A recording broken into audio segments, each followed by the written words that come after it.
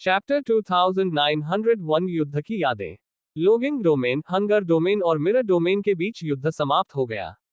Logging domain, जो कभी अजेय प्रतीत होता था, कुछ ही महीनों में हार गया और अब केवल 2 ही गुट बचे थे।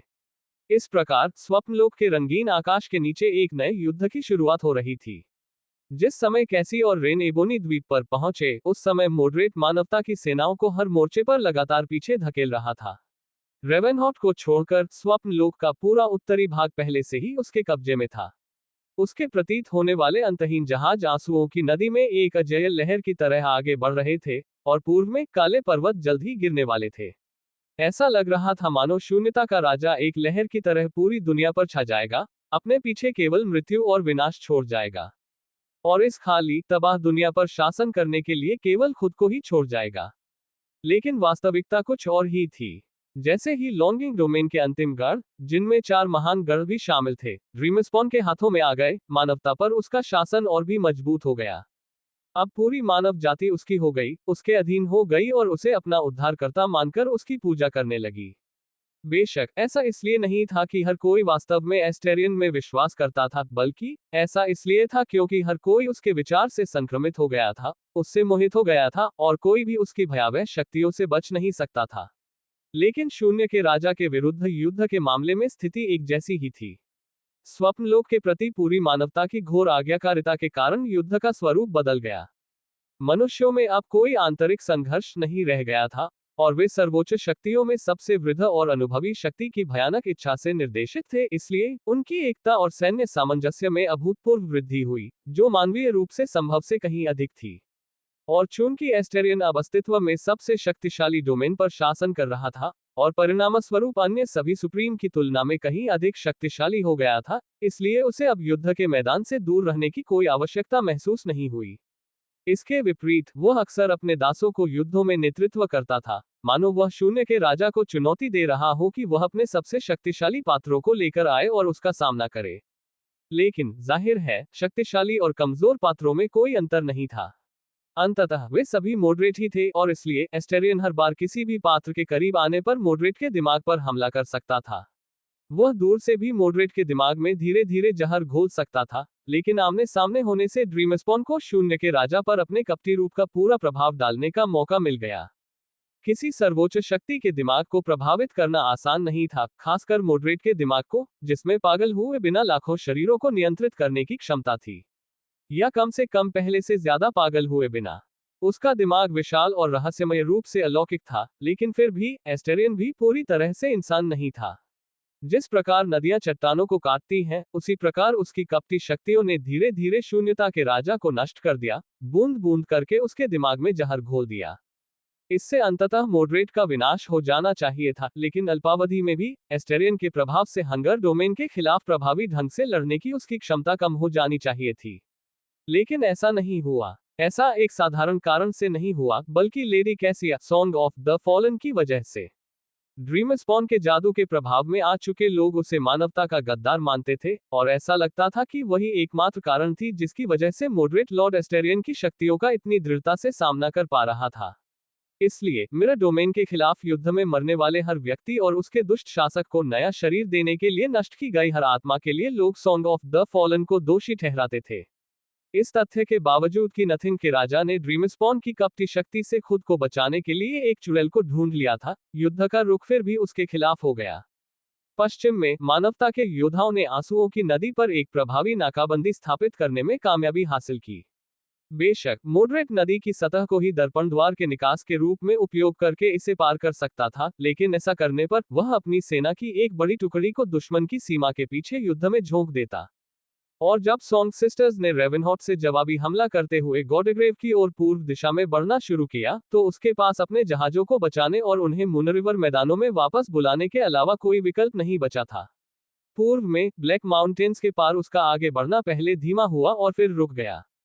वहीं पर लड़ाई सबसे भयंकर थी, और वहीं पर ड्रीमस्पॉन सबसे अधिक बार साक्षात रूप में प्रकट हुए। मॉडरेट की जीत एक ऐसी दीवार के सामने आकर रुक गई जिसे वह पार नहीं कर सका। कुछ समय के लिए दोनों राज्य गतिरोध में फंस गए, और ब्लैक माउंटेन्स की उबड़-खाबड़ चोटियों पर भयंकर युद्ध लड़ते रहे। और फिर मानवता ने किसी तरह शून्यता के राजा को पीछे धकेलने में कामयाबी हासिल की। पहले तो उसने एक चोटी पर अपना नियंत्रण खोया, फिर कुछ और चोटियों पर, और फिर ब्लैक माउंटेन अभियान में पूरी तरह से उलटफेर हो गया। इससे पहले मानवता की सेनाएं बर्फीली ढलानों पर डटी हुई थीं, लगभग हर दिन दक्षिण की ओर और भी खदेड़ी जा रही थी, लेकिन अब स्थिति उलट गई थी और शून्यता के राजा के दूत हर दिन अपनी जमीन खोते जा रहे थे। मोड्रेट को उत्तर की ओर धकेला जा रहा था। गॉडग्रेव, ग्लास हिल और मानवता के विरुद्ध युद्ध के मोर्चों पर वह जितनी तेजी से नए जहाज हासिल कर पा रहा था, उससे कहीं ज्यादा तेजी से वह अपने जहाज खो रहा था। और यद्यपि वह एस्टेरियन का युद्ध में सामना कर सकता था और उसे घायल कर सकता था, या यहां तक कि उसके शरीर को नष्ट भी कर सकता था, ड्रीमस्पॉन को वास्तव में नष्ट नहीं किया जा सकता था जब तक कि उसका विचार ही मिटा न दिया जाए। इसलिए चाहे उसे कितने ही घाव लगे हों, उसका शरीर कितना ही बुरी तरह से क्षतिग्रस्त और क्षत विक्षत हो गया हो, वह हमेशा पहले जैसा ही हो जाता था, मुस्कुराता हुआ, और उसकी सुनहरी आंखें आनंद से चमक उठती थीं। भयंकर युद्ध हफ्तों तक चलता रहा, जिससे स्वप्न लोक का भूभाग ही बदल गया। काले पहाड़ों में अनगिनत चोटियां ढह गईं और गहरी घाटियां चट्टानों से दब गईं। नए पर्वतीय दर्रे बन गए और पुराने मिट गए। सबसे ऊंचे पहाड़ों को ढकने वाली बर्फ की चादर जलकर राख हो गई और प्राचीन हिमनद तीव्र गर्मी से पिघल गए। विशाल पर्वत श्रृंखला से बहने वाली नदियां उफान पर आ गईं, जिससे नीचे के मैदानी इलाकों का बड़ा हिस्सा जलमग्न हो गया। नई झीलें बन गईं, जबकि पुरानी झीलें सूखकर उथली हो गईं। जंगल में रहने वाले भयानक जीवों के ठिकाने या तो अस्त व्यस्त हो गए या पूरी तरह नष्ट हो गए। इसलिए उन्होंने बड़े पैमाने पर पलायन शुरू कर दिया, जिससे गढ़ से लेकर बेस्टियन तक के सभी शहरों पर खतरा मंडरा गया। पश्चिम में आपदा में शामिल प्राकृतिक शक्तियों के व्यापक प्रभाव के कारण विनाश अधिक व्यापक था। आंसुओं की नदी पर हुए भीषण युद्धों के कारण नदी ने अपना मार्ग बदल लिया, जिससे एक नया नदी तल बन गया, क्योंकि पुराने नदी तल के कई हिस्से धारा से कट गए थे। महान नदी के मार्ग परिवर्तन से उत्पन्न प्रलय का वर्णन शब्दों में करना असंभव है। एक भीषण विनाशकारी बाढ़ ने पूरे मैदानों को निगल लिया, विशाल जंगलों को बहा ले गई और हरी भरी घाटियों को जलमग्न कर दिया, जिससे अनगिनत पारिस्थितिक तंत्र पूरी तरह नष्ट हो गए। नदी का नया तल स्थिर होने से पहले ही स्वप्नलोक के पूरे क्षेत्र जलमग्न हो गए और उनका परिदृश्य हमेशा के लिए बदल गया। अंततः नदी का नया तल बन गया, जो स्टॉर्मसी की ओर जाते हुए लंबी दूरी तक लगभग सीधी रेखा में बहता है। उसी समय उन स्थानों पर कई विशालकाय ऑक्सबो झीलें दिखाई देने लगी जहां पहले इसकी धाराएं घुमावदार होती थीं। सूखे नदी तल के हिस्सों ने ऐसे रहस्य और भयावहता उजागर की जिसकी पहले कोई कल्पना भी नहीं कर सकता था, लेकिन उस समय किसी के पास उन पर ध्यान देने का समय भी नहीं था, क्योंकि सभी या तो जीवित रहने या युद्ध लड़ने में व्यस्त थे। और इन हफ्तों तक चले भीषण युद्ध और नए डोमेन युद्ध द्वारा ड्रीम दायरे पर मचाई गई तबाही के बाद किंग ऑफ नथिंग अब ड्रीमस्पॉन के खिलाफ गतिरोध में फंसा नहीं था। वह पीछे हट रहा था।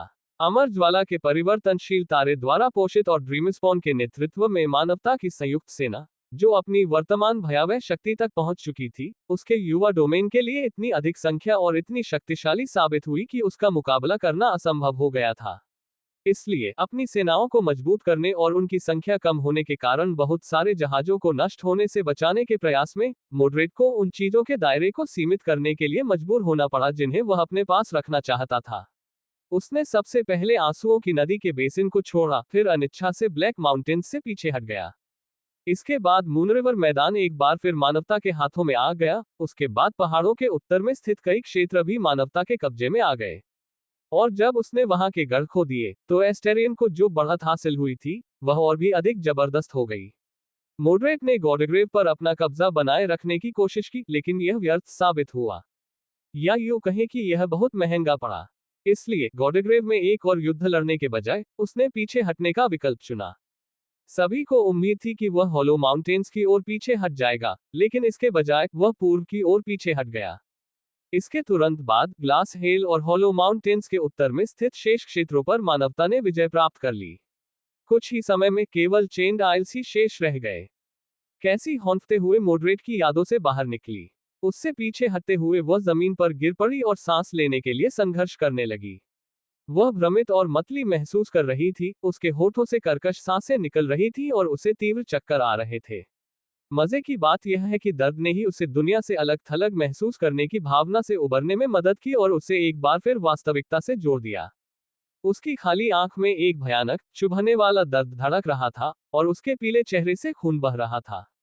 कांपते हुए हाथ को ऊपर उठाते हुए कैसी ने रूमाल से खून पोंछा और अपनी आंखों पर बंदी पट्टी को ठीक से बांध लिया, जिससे उसका घाव दुनिया से छिप गया। तुमने ये क्यों पहना है? मॉडरेट की आवाज में जिज्ञासा की झलक थी। मेरा मतलब आंखों पर बंदी पट्टी से है। जहां तक मैं देख सकता हूं, इससे कोई खास फायदा नहीं होता। कैसी आखिरकार अपनी सांसों पर काबू पाने में कामयाब हो गई। वह एक पल के लिए चुप रही, फिर धीमी आवाज में बोली, कोई कारण नहीं। मॉडरेट को यकीन नहीं हुआ। उसने उसे गौर से देखा और फिर दिलचस्पी से पूछा, क्या यह आपका एस्पेक्ट लेगेसी है? कैसी ने अपना सिर हिलाया। मेरे पास एस्पेक्ट लेगेसी नहीं है। वह मुस्कुराया, क्या संयोग है, मुझे भी नहीं पता था। मॉडरेट अपनी जगह से उठा और अपने कंधों को फैलाया। ये एस्पेक्ट लेगेसीज बड़ी अजीब चीजें हैं।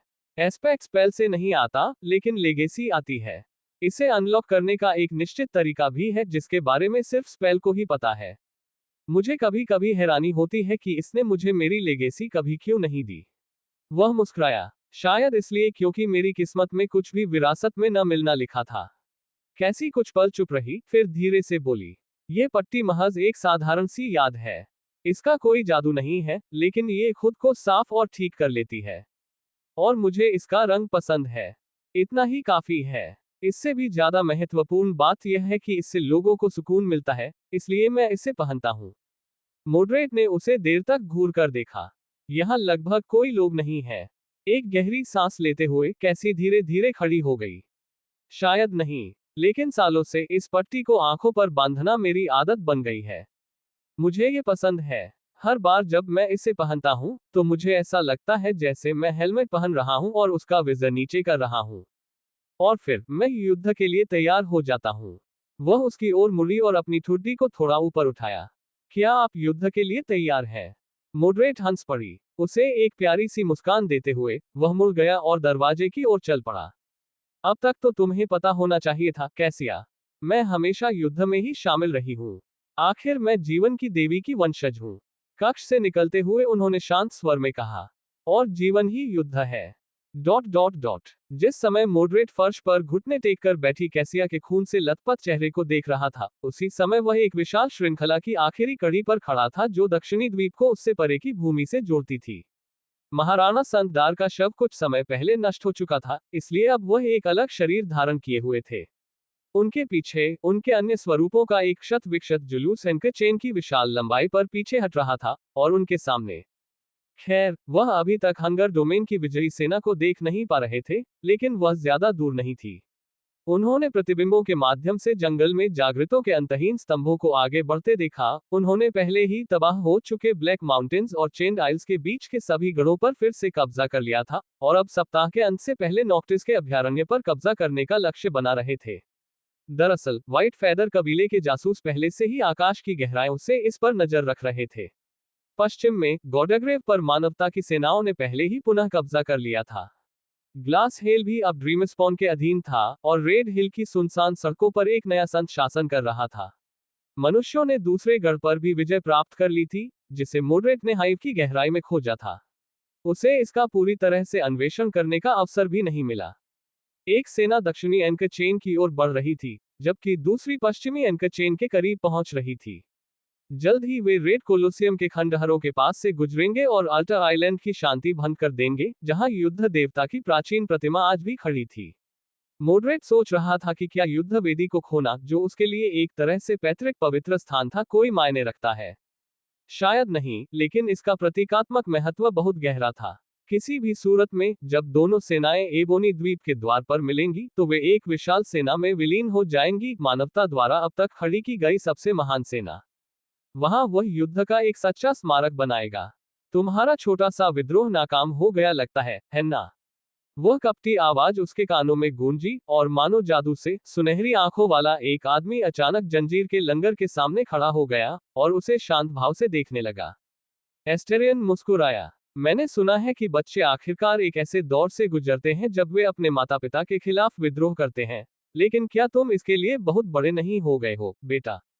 मॉडरेट ने आह भरी। मुझे लगता है कि अब मुझे पता चल गया है कि इतने सालों तक चांद पर अटके रहने के दौरान तुम क्या कर रहे थे। तुम अपनी ताना मारने की कला को निखार रहे थे, है ना? अगर ऐसा है तो बधाई हो। दूसरों को गुस्सा दिलाने की तुम्हारी क्षमता बेजोड़ है। यहाँ तक कि ओल्ड जेस्ट भी तुमसे ईर्ष्या करेगा। एस्टेरियन ने कंधे उचका दिए। तुम थके हुए लग रहे हो, मोडरेट। मोडरेट खिलखिलाकर हंस पड़ी। थके हुए? जी हाँ, मैं थोड़ा थक गया हूँ। मैंने तुम्हारे उस शरीर को कितनी बार नष्ट किया है। और फिर भी तुम अभी भी मेरे सामने हो। तुम कितने थकाऊ आदमी हो। ड्रीमस्पॉन ने कुछ क्षणों तक उसका अवलोकन किया। तुम्हारे अनगिनत जहाजों को नष्ट करना भी काफी उबाऊ काम है। लेकिन बहुत हो गया। अब अक्ल क्यों नहीं आती, लड़के? इस निरर्थक प्रतिरोध को बंद करो। तुम जानते हो कि तुम जीत नहीं सकते, इसलिए शांतिपूर्वक आत्मसमर्पण कर दो। एक कदम आगे बढ़ाते हुए उन्होंने सौहार्दपूर्ण ढंग से कहा। बाकी सब इंसान महज बलि का बकरा है। लेकिन तुम और मैं अलग हैं। हम मिलकर इस दुनिया पर राज कर सकते हैं। इसके सारे खतरों का मिलकर सामना कर सकते हैं। हम मिलकर देवता बन सकते हैं, और उससे भी कहीं बढ़कर। तुम्हें बस समर्पण करना होगा। मोडरेट अपनी हंसी नहीं रोक पाए। समर्पण करना? तुम्हारा गुलाम बनना? तुम पागल हो गए होगे। उसके चेहरे से मुस्कान धीरे धीरे गायब हो गई, और उसकी जगह एक भयावह भावहीनता छा गई। इस बार तो तुमने एक विश्वसनीय झूठ गढ़ने की भी जहमत नहीं उठाई, है ना? खैर, कोई बात नहीं। ध्यान से सुनो, ड्रीम स्पॉन। मोडरेट ने एस्टेरियन को घूरते हुए शांत भाव से कहा। मैं तुम्हारे सामने झुकने से बेहतर मरना पसंद करूंगी। ओह, लेकिन मैं नहीं मरूंगी। तुम्हारे नाम के गुम और भुला दिए जाने के बहुत समय बाद भी कहीं की न रहने वाली मोडरेट का नाम दूर दूर तक बोला जाएगा, हर कोई उसे जानेगा। वह मुस्कुराया। ऐसा इसलिए है क्योंकि मैं ही वह व्यक्ति होऊंगा। मैं ही सब कुछ होऊंगा। और तुम कोई नहीं होगे। मोडरेट ने गहरी सांस ली। और सच कहूं तो मैंने झूठ बोला। तुम्हें बार बार बर्बाद करना मुझे जरा भी नहीं थकाता था। सच तो यह है कि मुझे इसमें बहुत मजा आता था। मैं तो यही चाहता था कि यह कभी खत्म न हो। लेकिन अफसोस, हर चीज का अंत होना ही होता है। तुम्हारा भी, मेरा भी। इतना कहकर वह एक कदम पीछे हट गया और एस्टेरियन को उपहासपूर्ण ढंग से झुककर प्रणाम किया। तो मैं तुमसे जल्द ही मिलूंगा। और मैं ही वह आखिरी चीज होऊंगा जिसे तुम कभी देखोगे। इतना कहकर वह गायब हो गया। उनकी बातचीत समाप्त होने के कुछ समय बाद हंगर डोमेन की सेनाएं आकाशीय जंजीरों को पार करके जंजीरों वाले द्वीपों में प्रवेश कर गईं। उनके इस मार्ग पर चलते हुए श्वेत पंख कबीले के योद्धा आकाश से उठे और नॉक्टिस के अभयारण्य पर पुनः अधिकार कर लिया। वह अभयारण्य खाली पड़ा था, किसी का संरक्षण उसके पास नहीं था। और इसी दौरान कैसी एबोनी टॉवर के भूमिगत तल तक सीढ़ियों से नीचे उतरी और वहां दर्पण के सामने खड़ी हो गई। उसके सामने वह आदमी था जो अंदर फंसा हुआ था। कुछ भी नहीं के राजा की छिपी हुई खामी। दूसरा मोडरेट, जो कहीं अधिक दयालु, सुरक्षित और खोखला था, ने अपनी दर्पण जैसी आंखों में थोड़ी सी हैरानी के साथ कैसी की ओर देखा। या कम से कम कैसी ने यही कल्पना की जब उसने उसकी आवाज सुनी। आखिरकार वह उस पर कोई निशान नहीं छोड़ पाए, इसलिए उसके सामने केवल अंतहीन अंधेरा ही था। लेडी कैसिया, आपसे मिलकर खुशी हुई। कैसी को ऐसा लगा जैसे वह उसे बहुत अच्छी तरह जानती हो, लेकिन फिर भी उसने सिर हिलाया। हाँ, बिल्कुल वैसे ही। वह एक पल के लिए रुकी और फिर तटस्थ स्वर में बोली। पिछले कुछ दिनों से रेन का साथ देने के लिए मैं आपको धन्यवाद देना चाहती हूँ। चाहे हमारे आने के बाद से कितना भी समय बीत गया हो। वो दिखाती नहीं है, लेकिन आप जानती होंगी कि वो कितनी अकेली, चिंतित और डरी हुई है। दूसरे मोडरेट ने जरूर सिर हिलाया होगा। हाँ, बिल्कुल, उन भावनाओं को मैं खुद अच्छी तरह से जानता हूँ। कैसी के होठों पर एक फीकी सी मुस्कान आ गई। सच में, क्योंकि मुझे तो ये भी नहीं पता कि भावनाएं क्या होती हैं। उसने गहरी सांस ली, फिर आह भरी। मुझे लगता है कि जब सब कुछ किसी न किसी तरह खत्म होने वाला है, तो मैं भी किसी से बात करना चाहता था। मोडरेट काफी देर तक चुप रही। क्या मैं ही एकमात्र विकल्प हूँ? कैसी मुस्कुराए। शायद वो तुम्हारे बारे में सही कह रहा था, कि लोग तुम्हारी संगति में अच्छा महसूस करते हैं क्योंकि उन्हें तुम में खुद की ही छवि दिखती है। लेकिन क्या करूं, मैं तो देख भी नहीं सकता। अगर मैं अपने ठीक सामने खड़ा भी हो जाऊं तो भी अपनी परछाई को नहीं पहचान पाऊंगा। उसने अपने गाल से खून की एक बूंद पोंछने के लिए हाथ उठाया, फिर एक पल के लिए वहीं रुक गई। अब मुझे समझ आ गया है, मुझे लगता है कि सॉन्ग मुझसे अपनी बात क्यों समझाना चाहती थी। अंत से ठीक पहले किसी के द्वारा देखे जाने में एक तरह की शांति मिलती है। मोडरेट, यही मोडरेट संदर्भ को नहीं जानता होगा, लेकिन फिर भी वह समझ गया होगा कि वह क्या कहना चाहती थी, या शायद वह क्या महसूस कर रही थी। और तुम चाहते हो कि मैं तुम्हारा गवाह बनूं? कैसी के होठों पर एक कड़वी मीठी मुस्कान फैल गई। नहीं, बिल्कुल नहीं। सच कहूं तो मैं तो पूरी तरह भुला दिया जाना पसंद करूंगा। मुझे आपकी सांत्वना नहीं चाहिए। वैसे भी सांत्वना पाना पाप है। अंधेरे से आती हुई उसकी निराकार आवाज में अब आश्चर्य का एक संकेत छिपा हुआ था। तो फिर आप मुझसे क्या चाहती हैं, लेडी कैसिया? उसने इधर उधर देखने का नाटक किया। कौन जाने, शायद मैं यहाँ सिर्फ ये देखने आया हूँ कि क्या तुम्हें मारने का कोई तरीका है, किसी तरह, अगर मुझे जल्दबाजी में कुछ नहीं के राजा से छुटकारा पाना पड़े तो। वह मुस्कुराया। मैं वास्तव में यहाँ नहीं हूँ, इसलिए यह एक चुनौती होगी। इसके अलावा आपको पता होना चाहिए कि वह आपकी हर हरकत पर नजर रख रहा है और आपके हर शब्द को सुन रहा है। क्या इन बातों को जोर से कहना वाकई बुद्धिमानी है? कैसी ने कंधे उचका दिए। वह क्या कर सकता है? उसे मेरी जरूरत है। वह कुछ पल चुप रही, फिर बोली, हाँ, मुझे पता है कि वह मुझ पर कड़ी नजर रख रहा है और उससे कुछ भी नहीं बचता। उसकी इच्छा के विरुद्ध कुछ भी करना वाकई बहुत मुश्किल होगा। दूसरे मॉडरेट ने पूछा, लेकिन तुम उसे मारना क्यों चाहोगे? मुझे तो लगा था कि तुम उसके सहयोगी हो। कैसी ने हल्की सी मुस्कान दी। हम सहयोगी थे। मुझे भी उसकी जरूरत थी, आप जानते हैं, चेंजिंग स्टार और लॉर्ड ऑफ शैडोज के लिए समय खरीदने के लिए। अब वह समय खत्म हो रहा है, इसलिए वह मेरे किसी काम का नहीं है। इसके विपरीत सभी अनुमानों के अनुसार अगर वह अंतिम युद्ध में बहुत अच्छा प्रदर्शन करता है तो इससे मुझे कोई फायदा नहीं होगा। क्या होगा अगर वह आधे अवेकेंड को खत्म कर दे? उसने अपना सिर हिलाया। इस समय बेहतर होगा कि उसे शीघ्र और करारी हार मिले। इस तरह कम से कम अधिक लोग लंबे समय तक जीवित रह पाएंगे। एक लंबा संघर्ष सबसे बुरा परिणाम है। इसलिए हो सकता है कि मैं अंततः उसे धोखा दे दूं। काफी देर तक सन्नाटा छाया रहा, फिर दूसरे मॉडरेट ने कहा, हालांकि मुझे नहीं लगता कि आप ऐसा करेंगे। कैसी ने अपनी भौहें ऊपर उठाई। ऐसा क्यों? मुझे तो गद्दार के रूप में जाना जाता है। जवाब देने से पहले उन्होंने कुछ देर तक अपने शब्दों पर विचार किया। मुझे यकीन नहीं है। मेरा भाई निश्चित रूप से आपसे सावधान है, लेकिन आप उस धूर्त, रहस्यमयी और कपटी चुड़ैल जैसी नहीं लगती जिसका उसने वर्णन किया है। वह मुस्कुराए। तो फिर मैं कैसा दिखता हूँ? दूसरे मॉडरेट ने भी मुस्कुराते हुए जवाब दिया, ऐसा लगता है कि आप अपनी पूरी कोशिश कर रहे हैं। यह सुनकर कैसी अपनी हंसी नहीं रोक पाई। जब उसकी हंसी थम गई तो वह कुछ पल के लिए चुप हो गई और फिर एक तटस्थ स्वर में बोली, सच कहूं तो मैं थोड़ा धूर्त हूं और थोड़ा रहस्यमय भी, विश्वासघाती, ऐसा भी मुझे लगता है। बस मैं इसे ज्यादातर लोगों से बेहतर छुपाता हूं, शायद किसी से भी बेहतर। वह थोड़ी देर रुकी, फिर बोली, लेकिन मैं सचमुच अपनी पूरी कोशिश कर रहा हूं। मॉडरेट ने उसे ध्यान से देखा और आह भरी। हाल ही में किसी ने मुझसे कहा था कि एक समय ऐसा आता है जब हमें दृढ़ रुख अपनाना पड़ता है। मुझे लगता है कि आप भी अब उस मुकाम पर हैं जहां आप भी अपना रुख अपनाने के लिए तैयार हैं। इसलिए मुझे नहीं लगता कि आप मेरे भाई के साथ विश्वासघात करेंगे, भले ही इससे आपको फायदा हो। और चाहे आप उससे कितनी भी नफरत क्यों न करते हो। कैसी ने आगे बढ़कर दर्पण को छुआ और अपनी उंगलियों से उसके फ्रेम पर निशान बनाए। उससे नफरत? मैंने उससे कभी नफरत नहीं की। उसने अपना हाथ पीछे खींच लिया। क्या मैं उससे घृणा करता था? हाँ। क्या मैं उससे भयभीत होता था? हाँ। लेकिन उससे नफरत करना, मेरे द्वारा किए गए सभी कार्यों को देखते हुए यह मेरे लिए पाखंड होता। वह कुछ क्षणों तक चुप रही और फिर बोली, जिस इंसान को आप समझते हैं उससे नफरत करना मुश्किल होता है। और इस पूरी दुनिया में शायद मैं ही इकलौता इंसान हूं जो मॉडरेट को समझता है। क्योंकि मैंने उसकी यादें देखी हैं, कम से कम उनमें से ज्यादातर। मैंने वो सब अनुभव किया है जो उसने किया था और उसके हर कदम को देखा है जिससे वो आज इस मुकाम पर पहुंचा है जो वो आज है। मैंने उसे अपनी आंखों से देखा है। कैसी ने हल्की सी मुस्कान दी। मैं अब भी उससे बहुत दुखी हूं, लेकिन मुझे नहीं लगता कि मैं कभी उससे या तुमसे नफरत कर पाऊंगी। आखिरकार तुम दोनों एक ही स्रोत से आए हो। मैंने जो सबसे महत्वपूर्ण यादें देखी हैं वे भी तुम्हारी ही हैं। उसने गहरी सांस ली। इसलिए भले ही हम पहली बार मिल रहे हो, मैं आपके साथ अजनबी जैसा व्यवहार नहीं कर सकता। मॉडरेट ने कुछ नहीं कहा और उसके सामने केवल अंधेरा था। साथ ही उसकी उंगलियों के नीचे दर्पण की ठंडी सतह का एहसास भी।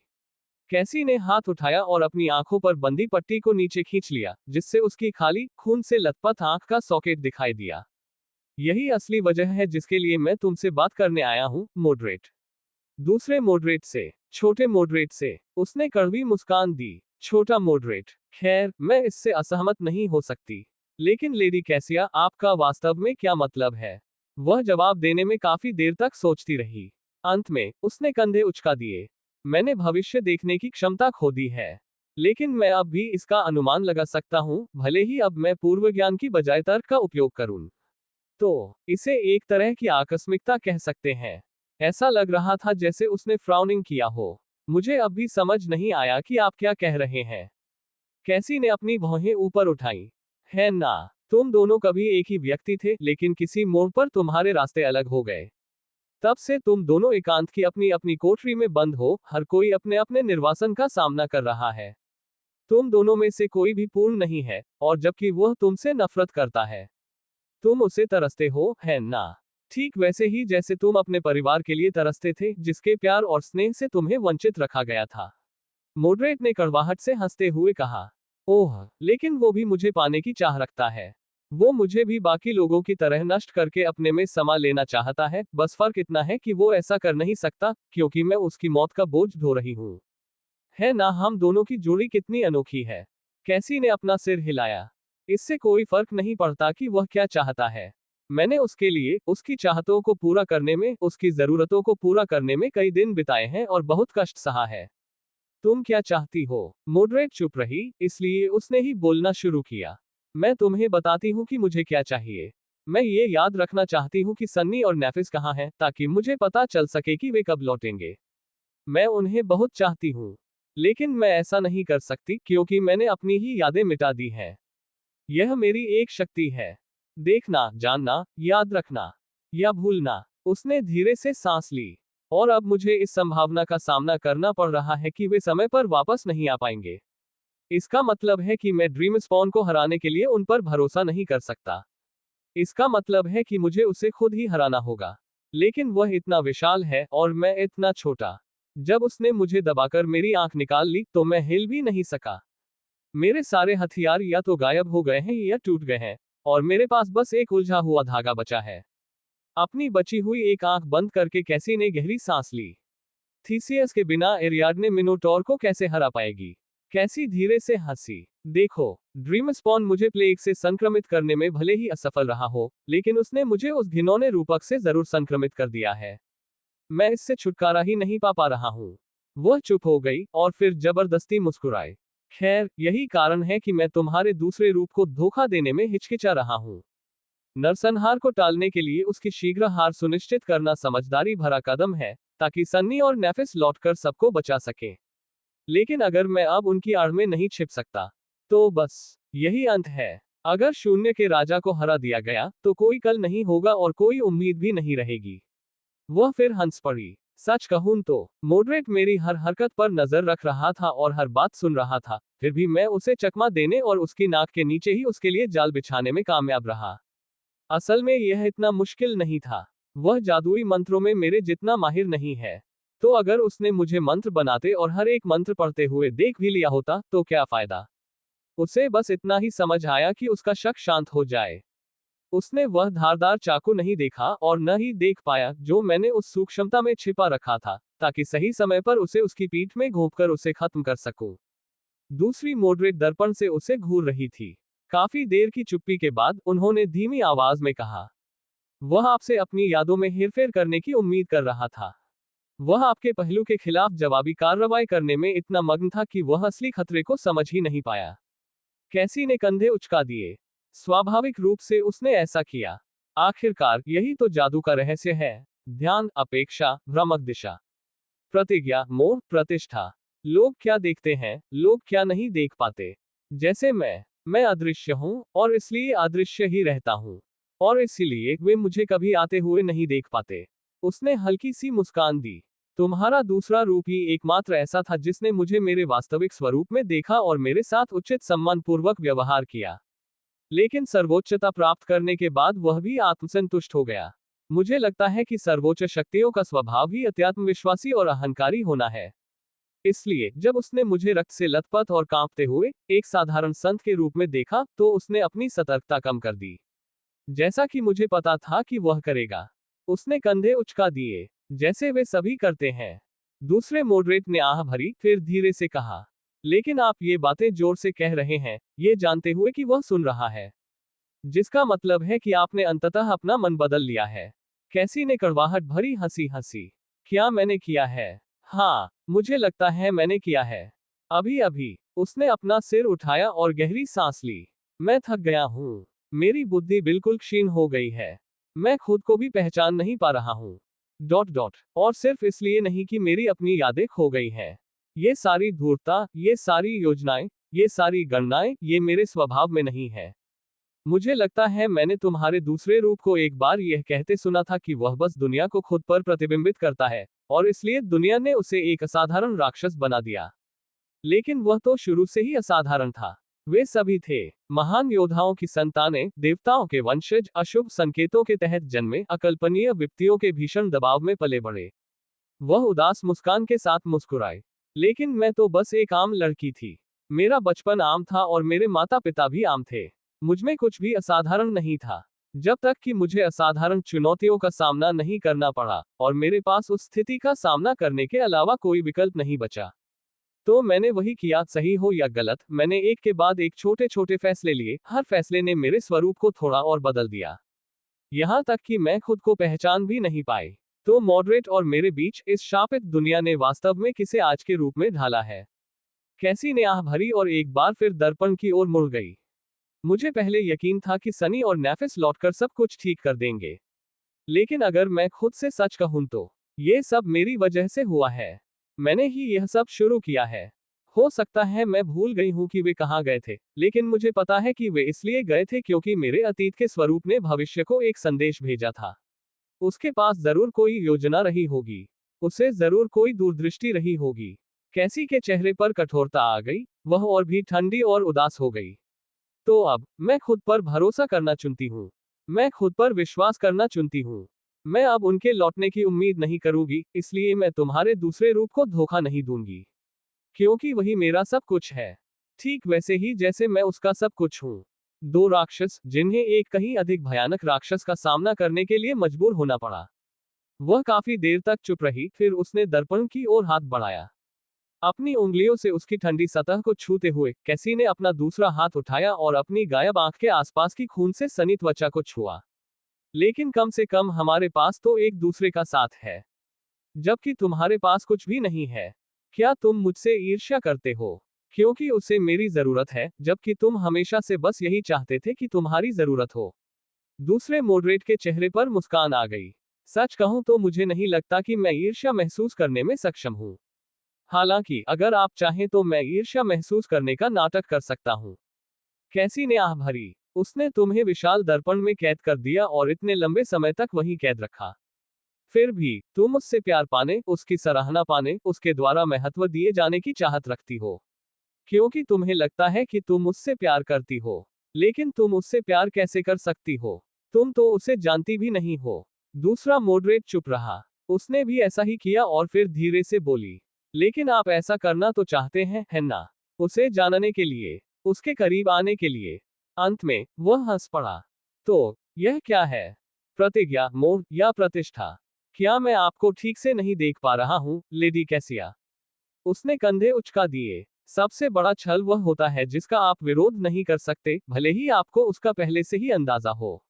लेकिन नहीं, मैं यहां आपको धोखा देने, हेरफेर करने या आपका इस्तेमाल करने नहीं आया हूं। मैं बस आपको वह देना चाहता हूं जो आप चाहते हैं, सिर्फ इसलिए कि मैं ऐसा कर सकता हूं। अब जब हमारा अंत शायद नजदीक आ रहा है, तो मैं एक बार कुछ अच्छा करना चाहता था, बिना ये सोचे कि इससे मुझे क्या लाभ होगा। दूसरे मॉडरेट ने अपना सिर हिलाया।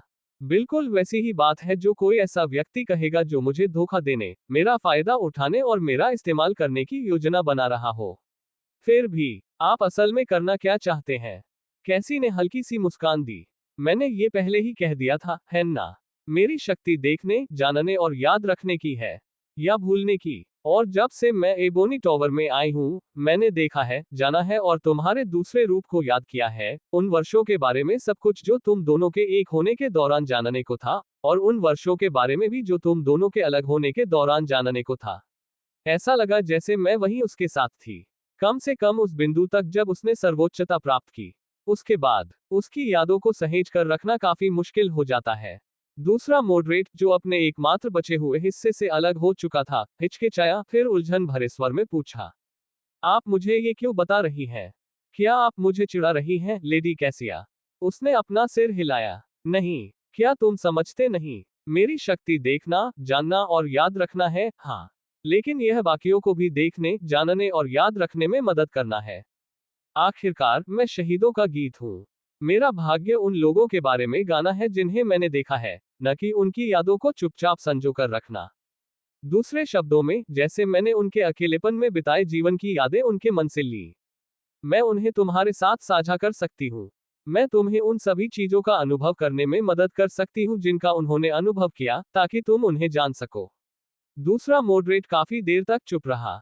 कैसी अंधेरे में उसकी प्रतिक्रिया का इंतजार करती रही। उसके सामने केवल उसके बाएं हाथ की उंगलियों के नीचे दर्पण की ठंडक और उसके दाहिने हाथ की उंगलियों के नीचे उसकी त्वचा की गर्म, बुखार जैसी चिकनाई थी।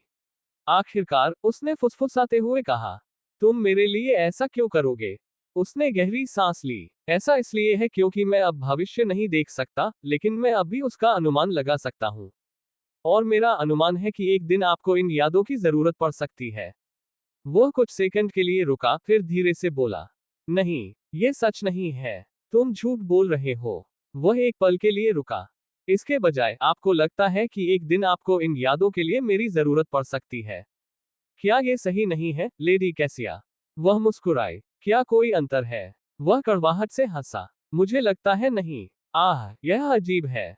काफी देर तक सन्नाटा छाया रहा, लेकिन अंततः उन्होंने कहा, मुझे लगता है कि आपका प्रस्ताव स्वीकार करने पर मुझे पछतावा होगा। लेकिन साथ ही, मैं ये भी जानता हूं कि अगर मैंने इसे ठुकरा दिया तो मुझे जीवन भर पछतावा रहेगा। अंत में, मेरे पास केवल पछतावा ही रह जाएगा। कैसी ने अपना सिर नीचे कर लिया। फिर भी, किसी ऐसी चीज पर पछतावा करना बेहतर है जो आपने की हो, बजाय उस चीज पर पछतावा करने के जो आप कर सकते थे लेकिन नहीं की। मेरा विश्वास करो, मैं उस तरह की पीड़ा को अच्छी तरह जानता हूँ। दर्पण में कैद मॉडरेट के हिस्से ने गहरी सांस ली और चुप हो गया। कुछ देर बाद उसने पूछा, तो मैं क्या करूं? कैसी शीशे के और करीब झुक गई, यहां तक कि उसका चेहरा लगभग शीशे से चिपक गया। यह आसान है। उसने एक गहरी सांस ली। बस मेरी आंखों में देखो। कैसी ने दर्पण में फंसे मॉडरेट के उस हिस्से को दयनीय हालत में वहीं छोड़ दिया, जो जमीन पर पड़ा रो रहा था। वह उससे विदाई के शब्द कहना चाहती थी, लेकिन अफसोस, वह बातचीत करने की हालत में नहीं था। इसमें कोई हैरानी की बात नहीं थी। आखिरकार, शून्यता का राजा अपनी यादों का बोझ केवल इसलिए सह सकता था क्योंकि उसे कोई पछतावा नहीं था, और इसलिए कोई अफसोस, कोई दया नहीं थी। लेकिन उसका दूसरा रूप, भले ही वह खाली था, दया को भली भांति जानता था। उसके लिए, मॉडरेट द्वारा किए गए सभी भयानक कृत्यों और मॉडरेट द्वारा झेली गई सभी पीड़ाओं की यादें जहर के समान थी। उन यादों को जीना किसी यातना से कम नहीं था। ये यातना उसने स्वयं चुनी थी, फिर भी यातना ही थी। तो, कैसी बस चली गई। उसकी तबीयत भी कुछ ठीक नहीं थी। Dot dot dot. अगले दिन, उसने रेन के चेहरे पर कपड़े का एक टुकड़ा बांधकर उसकी आंखें ढक दी और स्माइल ऑफ हेवन की व्हीलचेयर को एबोनी टॉवर की सबसे ऊपरी मंजिल तक ले जाने में उसकी मदद की, उस हॉल के पास से गुजरते हुए जहां दीवारों पर असंख्य प्रतीक चिन्ह खुदे हुए थे। आखिर उन प्रतीकों में इतना खतरनाक क्या है? रेन की आवाज धीमी थी। कैसी जवाब पर विचार करती रही। इस संसार में ऐसी चीजें हैं जो महज उनके बारे में जानने मात्र से, या यहाँ तक कि उन स्थानों के बहुत नजदीक होने से भी जहां उनका ज्ञान लिखा गया था, आपको नष्ट कर सकती हैं। कुछ ज्ञान ऐसा भी है जिसे देवताओं की इच्छा से वर्जित किया गया है। वास्तव में, आबनूस की मीनार का जादुई कक्ष उतना खतरनाक नहीं है, कम से कम आप जैसे सिद्ध पुरुष के लिए तो नहीं। लेकिन, वह हिचकिचाए। अधिकांश जागृत आत्माओं को निषिद्ध प्रतीकों को समझने और इस प्रकार उन्हें नष्ट करने वाले ज्ञान को प्राप्त करने से मंत्र द्वारा बचाया जाता है। लेकिन आप मंत्र के वाहक नहीं हैं, इसलिए आपको कोई सुरक्षा नहीं दे रहा है। इससे भी बढ़कर, आप नामों और प्रतीकों के प्रति असाधारण रूप से संवेदनशील हैं। रेन, इस तरह के स्थान आपके लिए खतरनाक है। कम से कम तब तक जब तक आप और अधिक शक्तिशाली नहीं हो जाते। स्वर्ग की मुस्कान स्थिर और भावहीन बनी रही, जब उसकी व्हीलचेयर बारिश के विशेषणों की शक्ति से हवा में ऊपर उठी हुई सीढ़ियों पर तैरने लगी। अंततः उस भयावह तल को पीछे छोड़ते हुए, वे सबसे ऊपरी मंजिल पर पहुंचे, जहां अंधेरे में प्रवेश द्वार का मेहराब स्थित था। रेन ने अपनी आंखों से कपड़े का टुकड़ा हटाया और आह भरी। तो योजना क्या है? अगर हालात बिगड़ते हैं, तो हम पोर्टल खोलकर फिर से भाग जाएंगे। कैसी कुछ देर तक चुप रही, फिर धीरे से अपना सिर हिलाया। नहीं, भागने के लिए अब कोई जगह नहीं बची है। वैसे भी, आप पोर्टल को दोबारा नहीं खोल पाएंगे। थोड़ा मुड़कर उसने मेहराब के चारों ओर बने जादुई वृत्त की ओर इशारा किया। देखो वहां, जादू का एक हिस्सा नष्ट हो गया है। मैंने इसे नष्ट किया है। तुम्हें उन प्रतीकों को पहचानना चाहिए जिन्हें मैंने काट दिया है। अंतरिक्ष, इच्छा, जाल, संबंध। मैंने तुम्हें ये प्रतीक पहले ही सिखा दिए हैं। रेन ने तुरंत जवाब नहीं दिया। आपने उन प्रतीकों को क्यों नष्ट किया? कैसी ने व्हीलचेयर को सीढ़ियों के प्रवेश द्वार से दूर धकेल दिया और उसकी ओर मुड़कर देखा। क्योंकि अब आइवरी आइलैंड फिर से चेन्ड आइल्स में शामिल हो गया है, तो कोई भी इसका इस्तेमाल करके यहाँ प्रवेश कर सकता है। मुझे ये सुनिश्चित करना था कि एबोनी टॉवर के अंदर से हम पर हमला न हो, इसलिए मैंने उन रून्स को नष्ट करने का फैसला किया जिन्हें आप एक दिन फिर से बना सकते हैं। कहीं ऐसा न हो कि मैं आपकी मदद के लिए यहाँ न रहूं। वह सहज लग रही थी और उसकी आवाज हमेशा की तरह शांत थी। रेन काफी देर तक उसे देखती रही, अपनी भावनाओं को काबू में रखने की कोशिश करती रही। अंततः उसने पूछा, तो फिर मुझे यहाँ क्या करना चाहिए? बस इंतजार करना और सुनना, ये सोचते हुए कि बाहर क्या हो रहा है। कैसी ने उसे आश्वस्त करने वाली मुस्कान दी। ये टावर में सबसे सुरक्षित जगह है। यहाँ लड़ाई के दौरान आपको कुछ नहीं होगा। अगर लड़ाई बहुत लंबी खींचती है, तो यहाँ खाना, कंबल, सब कुछ है। कुछ दिन आराम से बिताने के लिए आपको हर चीज मिल जाएगी। रेन ने अपनी ठुड्डी थोड़ी ऊपर उठाई। युद्ध के बाद क्या होगा? अगर मैं सुरक्षित रहूं जबकि बाकी सब मर जाएं तो क्या होगा? कैसी ने कुछ पल तक उसे गौर से देखा। अच्छा, मुझे नहीं लगता कि कुछ भयानक होगा। ड्रीम स्पॉन को ज्यादा से ज्यादा लोगों की जरूरत है, खासकर तुम्हारे जैसी शक्तिशाली जागृत महिलाओं की। इसलिए तुम्हें शायद कुछ और महीने उसके मानसिक जादू के असर में बिताने पड़ेंगे, फिर सनी वापस आएगी और इसे तोड़ने का कोई तरीका ढूंढ लेगी। रेन ने अपना सिर हिलाया। आपने अभी अभी मुझे एक शक्तिशाली जागृत कहा है, इसलिए आपको मुझे अपने साथ रहने देना चाहिए और मेरी मदद करने देनी चाहिए। उसने अपने दांत पीस लिए। तुमने कहा था कि तुम्हें मेरी मदद की जरूरत है, कि तुम्हें मेरी जरूरत है कि मैं तुम्हारी आंखें बनूं। अगर मैं यहां हूं तो तुम्हारी आंखें कौन बनेगा? कैसी ने धीरे से मुस्कुराया। बारिश, इस लड़ाई में मेरे लिए भी कुछ कर पाना मुश्किल होगा। आप जैसे गुरु कुछ भी नहीं बदल पाएंगे। और वैसे भी आप मेरी मदद कर रहे हैं। क्या आपने मुझे उपाधियां नहीं दी है? मैं उन्हें महसूस कर सकता हूं। आपकी वजह से मैं बहुत शक्तिशाली हो गया हूं। उसके कोमल शब्द उसके पीले चेहरे और आंखों पर बंदी पट्टी से रिश्ते खून के साथ तीखा विरोधाभास पैदा कर रहे थे। रेन ने अपने होंठ काटे, फिर मुंह फेरकर ओब्सीडियन की दीवार की ओर देखने लगी। कुछ देर बाद उसने फिर से बोलना शुरू किया। उसकी आवाज का लहजा इस प्रकार था, मैं अपनी उन्नत क्षमता का परीक्षण कर रहा हूं, जानते हो। मैं एबोनी टॉवर से बात करने की कोशिश कर रहा हूं। कैसी ने अपना सिर थोड़ा झुकाया। ओह, क्या इसमें कुछ लिखा था? रेन कुछ क्षणों के लिए झिझका, फिर उसने कंधे उचका दिए। ये वास्तव में कोई बातचीत नहीं है, लेकिन मैं कुछ महसूस कर सकता हूं। एक आभास, जैसे किसी सोए हुए विशालकाय व्यक्ति के विचारों की गूंज सुन रहा हूं।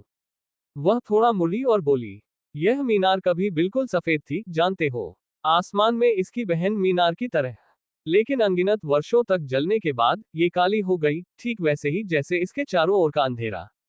कैसी मुस्कुराई। तो फिर ऊपर आकाश में आकर इसे कितना आनंद आ रहा होगा, प्रकाश में नहाया हुआ और हवाओं के स्पर्श से सराबोर। रेन एक बार फिर दीवार की ओर मुड़ी और धीरे धीरे अपना सिर हिलाया। कुछ देर बाद उसने कहा, इसे आग की कमी खलती है। कैसी ने अपना सिर झुकाया। अंततः वह रेन के पास गई और धीरे से उसका कंधा पकड़ लिया। फिर वह मुड़कर चली गई। अब अकेली कैसी धीरे धीरे एक प्राचीन काले टावर की सीढ़ियों से नीचे उतरी। हर कदम के साथ उसकी खून से सनी पट्टी के नीचे से एक हल्का दर्द उभर रहा था। उसके चारों ओर मॉडरेट के जहाज युद्ध की अंतिम घेराबंदी का सामना करने की तैयारी कर रहे थे, भले ही उनके जीतने की संभावना बहुत कम थी। वह उस हॉल से गुजरी जहां दीवारों पर निषेध प्रतीक खुदे हुए थे, काले आकाश की देवी का मंदिर, भाग्य के दानव की कार्यशाला, वह विशाल अंगीठी जहां आशा के राज्य को नष्ट करने वाली लौ अभी भी जल रही थी, और साथ ही भूतल पर स्थित रहने के कमरे भी। एबोनी टॉवर से बाहर निकलते ही कैसी के सामने जंजीरों से बंधे द्वीप का परिचित विस्तार दिखाई दिया। वहां विशाल खाए और 7 दिव्य जंजीरों की लंबी श्रृंखला द्वारा उड़ते हुए द्वीप से अलग, ये जंजीरें मनुष्यों द्वारा बनाई गई थीं, न कि सुदूर अतीत के पौराणिक प्राणियों द्वारा। मानवता की सेनाएं उसके और मॉडरेट के खिलाफ खड़ी थीं। हंगर डोमेन की विशाल सेना एबोनी टॉवर के चारों ओर स्थित द्वीपों पर तैनात थी और उसे चारों ओर से घेरे हुए थी।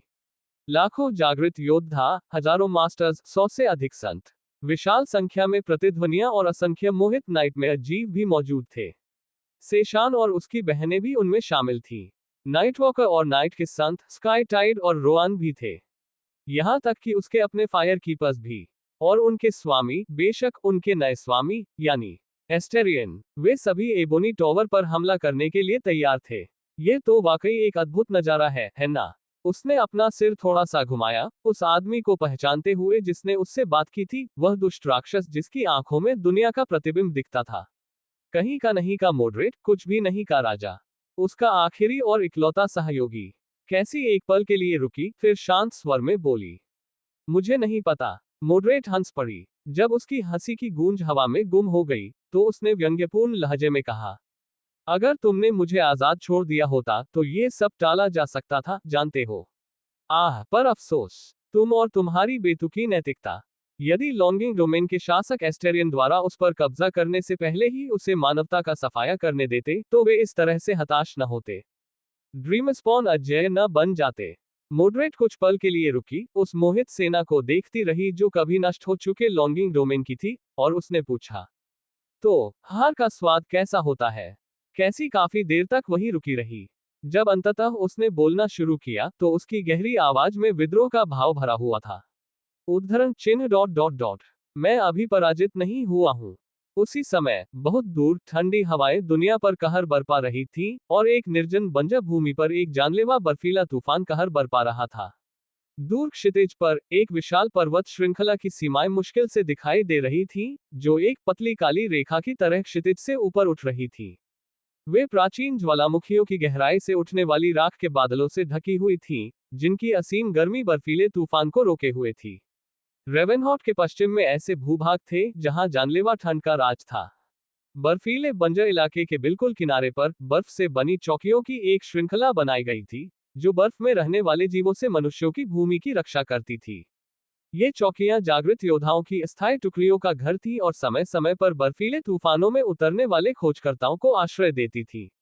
लेकिन अब बर्फ के ये गढ़ खाली और वीरान खड़े थे, उनकी दीवारों पर सन्नाटा छाया हुआ था। सभी ने युद्ध की पुकार का जवाब दिया और अपने सुनहरे नेत्रों वाले सम्राट के पीछे पूर्व की ओर चल दिए, उन रक्षात्मक चौकियों को छोड़कर जो कभी गढ़ शहरों को नुकसान से बचाती थी। अब परित्यक्त किलों के भीतर केवल बर्फ और हवा ही चल रही थी। और जिन प्राणियों को उन्हें रोकना था, वे उनके बीच से गुजरने लगे, उस ओर बढ़ते हुए जहां मानव आत्माओं से एक मदहोश कर देने वाली गंध निकल रही थी। ऐसे जीवों का एक झुंड अभी अभी एक सुनसान सैन्य शिविर से गुजरा था, और अपने साथ बर्फीला तूफान लेकर आया था। बर्फ तेज हवा के साथ बह रही थी, और वे भयानक जीव उसकी आड़ में रेंग रहे थे। हालांकि उनमें से कोई भी मानव बस्ती के आसपास भी नहीं पहुंच सका। इसके बजाय वे अदृश्य और गुमनाम रूप से मर गए। बर्फीले तूफान ने उनके शवों को छिपा दिया, जबकि हवाओं ने उनकी मृत्यु की चीखों को दबा दिया। कुछ ही देर में बर्फ में धीरे धीरे कई भयानक लाशें दबने लगी। हैरानी की बात यह थी कि लाशों पर कोई घाव नहीं थे, न ही पंजे या हथियार से चोट लगने के कोई स्पष्ट निशान थे। ऐसा लग रहा था मानो उनका जीवन अचानक समाप्त हो गया हो, किसी निर्दयी देवता के हाथों से उनका अंत हो गया हो। लेकिन वहां कोई नजर नहीं आ रहा था, जब तक कोई बहुत ध्यान से न देखे। बर्फीला तूफान कहर बरपा रहा था, और बर्फ के बवंडर में कभी कभी एक प्रेत जैसी आकृति दिखाई देती थी, जो धीरे धीरे पूरब की ओर चल रही थी। उसकी आकृति बर्फ से नहीं, बल्कि उसकी अनुपस्थिति से बनी थी। उस निराधार उपस्थिति के अलावा कुछ भी उसके अस्तित्व का संकेत नहीं दे रहा था। न सांस, न गर्मी, न धड़कन, और न ही उसके कदमों की आवाज। वह प्रेत जैसी आकृति नीली आंखों वाली एक महिला की थी, जिसके हाथों में एक काली दरांती थी। कुछ क्षणों के लिए रुककर जेट ने अपना मानवीय रूप धारण किया और गहरी सांस ली, जानलेवा ठंड के भयानक प्रकोप का आनंद लेते हुए। उसके बाल बिखरे हुए थे और उसका कवच तार तार था। बर्फ और पाला उसके शरीर से एक बर्फीले आवरण की तरह चिपके हुए थे, और उसकी चीनी मिट्टी जैसी त्वचा उसके चारों ओर फैली बर्फ की तरह सफेद थी। उसके रक्तहीन चेहरे पर कोई रंग नहीं था, सिवाय उसकी आंखों के, जो मंद नरक में दो भेदी भयंकर नीली लपटों की तरह जल रही थी। जेट किसी लाश जैसी लग रही थी, या शायद साक्षात मृत्यु जैसी। हालांकि वह निस्संदेह जीवित थी, कम से कम जहां तक उस शब्द का प्रयोग उसके लिए किया जा सकता था। फॉरगॉटन शोर से बर्फीले बंजर इलाकों में प्रवेश करने के बाद वह बर्फीले तूफान में कूद पड़ी, ताकि बर्फीले प्रेतों का शिकार कर सके और जीवित रह सके। दुनिया बर्फ से ढकी हुई थी, और आसमान दिखाई नहीं दे रहा था, इसलिए वह समय का कतई भूल गई। दिन और रात का कोई मतलब नहीं रह गया था, और कुछ समय बाद समय का भी कोई मतलब नहीं रह गया। जेट अतीत और वर्तमान में अंतर करने के लिए केवल अपने द्वारा लड़ी गई भयंकर लड़ाइयों की संख्या और मारे गए भयानक नाइटमेयर क्रिएचर्स की संख्या का सहारा ले सकती थी।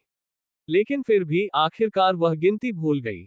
बर्फीले तूफान में उसकी नजर जितनी दूर तक जा सकती थी, दुनिया उतनी ही सिमट गई, और उसकी जिंदगी का दायरा सिर्फ दो चीजों तक सिमट गया: भयानक जीवों का शिकार करना और बदले में उन्हीं भयानक जीवों द्वारा शिकार किया जाना।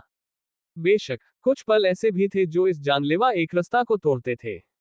कभी कभी बर्फीला तूफान अचानक थम जाता था, और जेट को चारों ओर अनंत तक फैली हुई बेदाग सफेद दुनिया दिखाई देती थी। कभी कभी उसके नीचे की जमीन फट जाती थी, और उसे एहसास होता था कि वह एक जमे हुए समुद्र पर चल रही है। बर्फ की विशाल परत के नीचे भयानक जीव रहते थे, और वह नीचे से उसे देख रहे विशालकाय जीवों के डर से गहरी दरारों से भाग जाती थी। उस वीरान और भयावह सफेद शून्य में केवल दो ही चीजें स्थिर थीं। एक थी दम घोंटने वाली, जानलेवा ठंड। दूसरी थी खोखले पहाड़। उसके बाईं ओर खोखले पर्वत थे, जो सफेद धुंध से ढके हुए थे।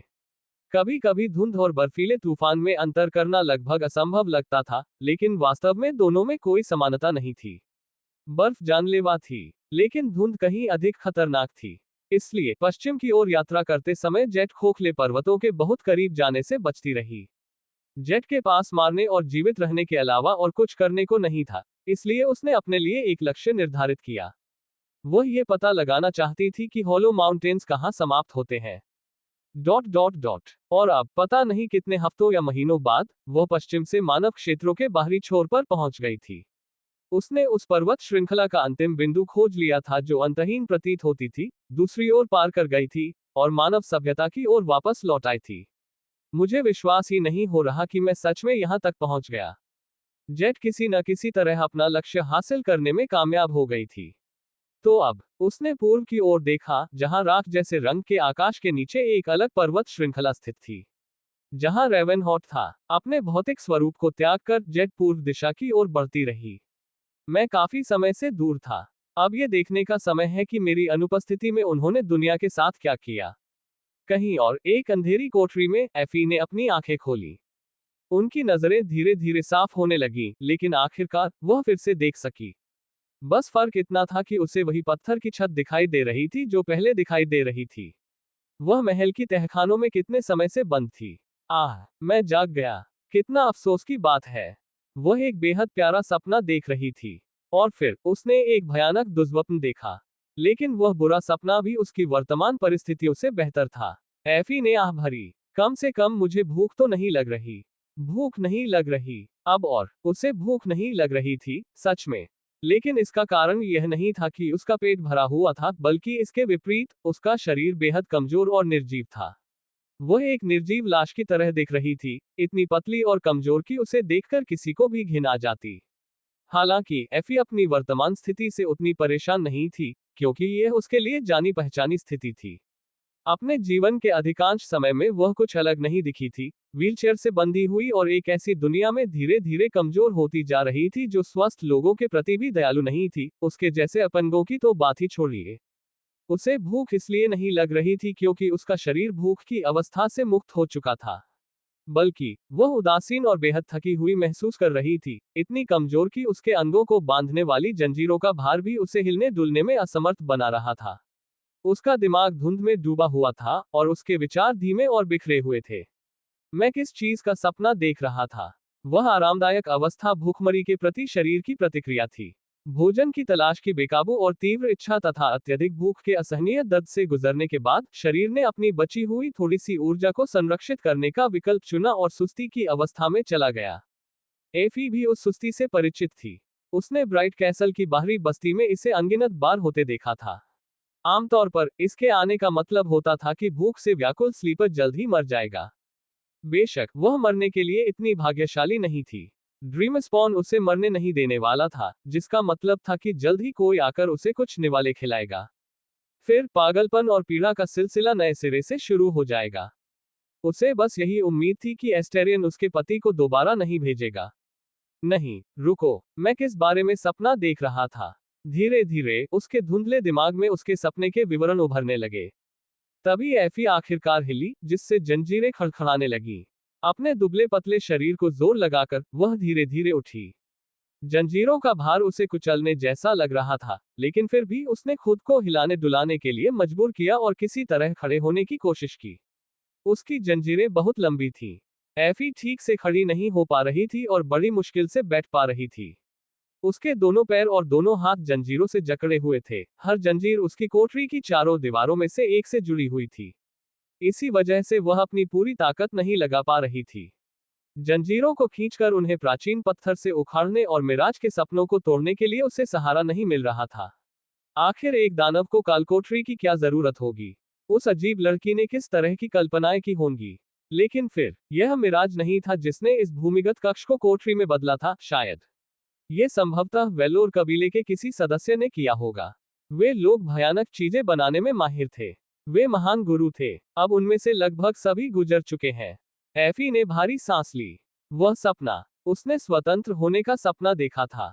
एफी ने मुस्कुराने की कोशिश की। उसके फटे होठों से एक कमजोर हंसी निकल पड़ी।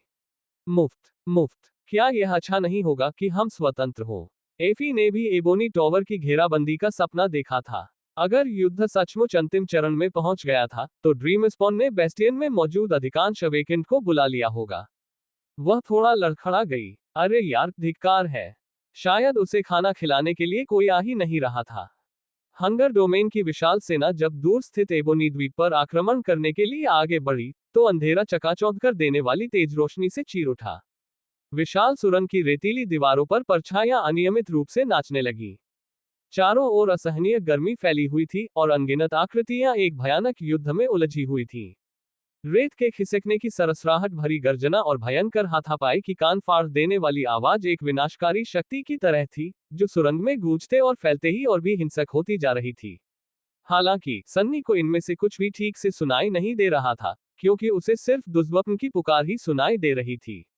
आह! लड़खड़ाते हुए वह सुरंग की रेत की दीवार पर झुक गया।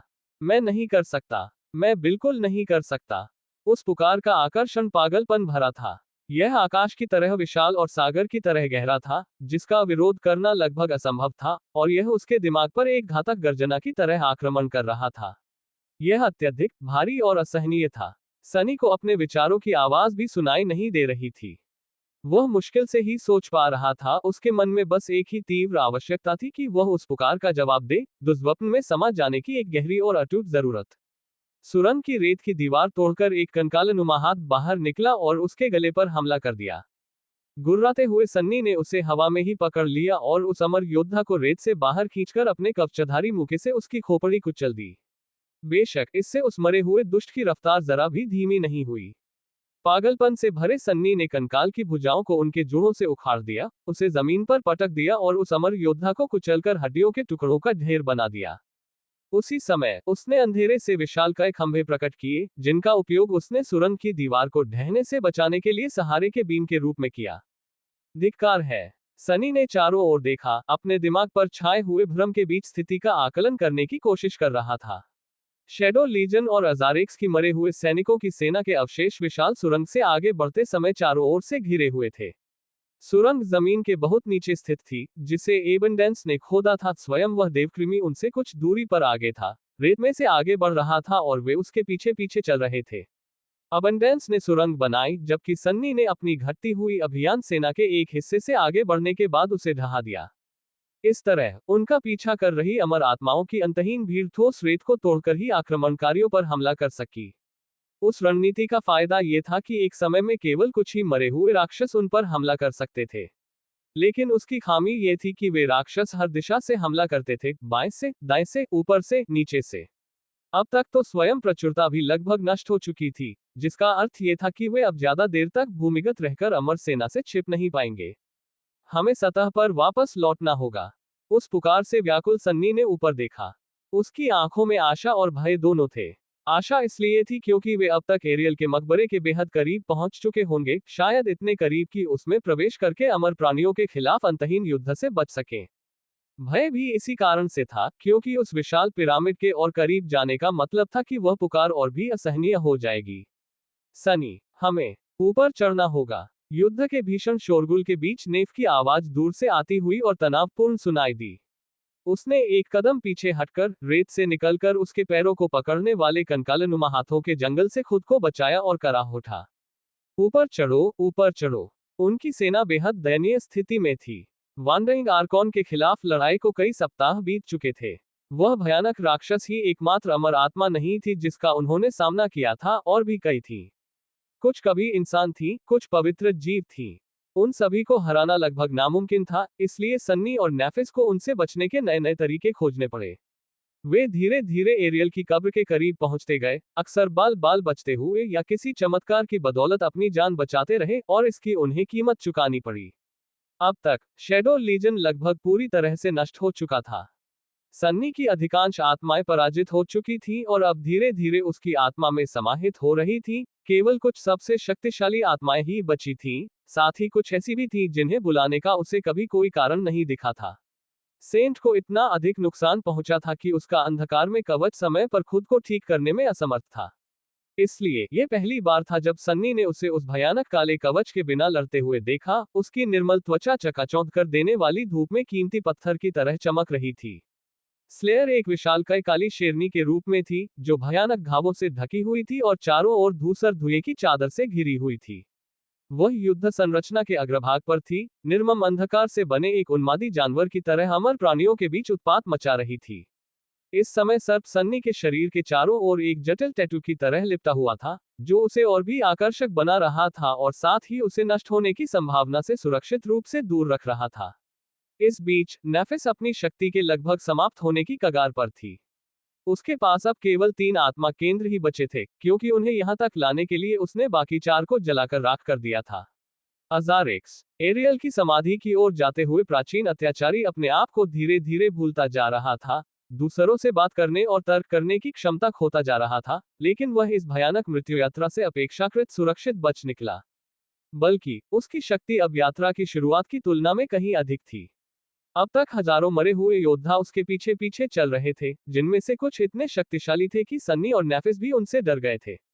दरअसल धीरे धीरे बढ़ती हुई अमर सेना ही मुख्य कारण थी कि वे एरियल के नरक के सबसे भीतरी क्षेत्र तक पहुंचने में सक्षम हुए थे, और ये शैडो लीजन के बचे हुए सैनिकों के लिए एक चलती फिरती कवच का काम कर रही थी।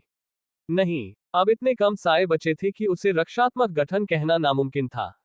सच तो यह है कि अमर सेना ही अब उनके साहसी अभियान की मुख्य और एकमात्र लड़ाकू शक्ति थी, नेफिस और सन्नी को छोड़कर। और हाँ, उनके साए भी। ऊपर चढ़ो। हाँ, ऊपर चढ़ने के अलावा कोई और विकल्प नहीं था। भूमिगत होकर आगे बढ़ने की यह रणनीति कुछ समय तक उनके लिए कारगर साबित हुई थी, लेकिन अब आक्रमणकारियों और अमर प्राणियों की संख्या में भारी अंतर था। इसलिए ये सुरंग जल्द ही उन्हें सुरक्षित रखने के बजाय मौत का जाल बन जाएगी।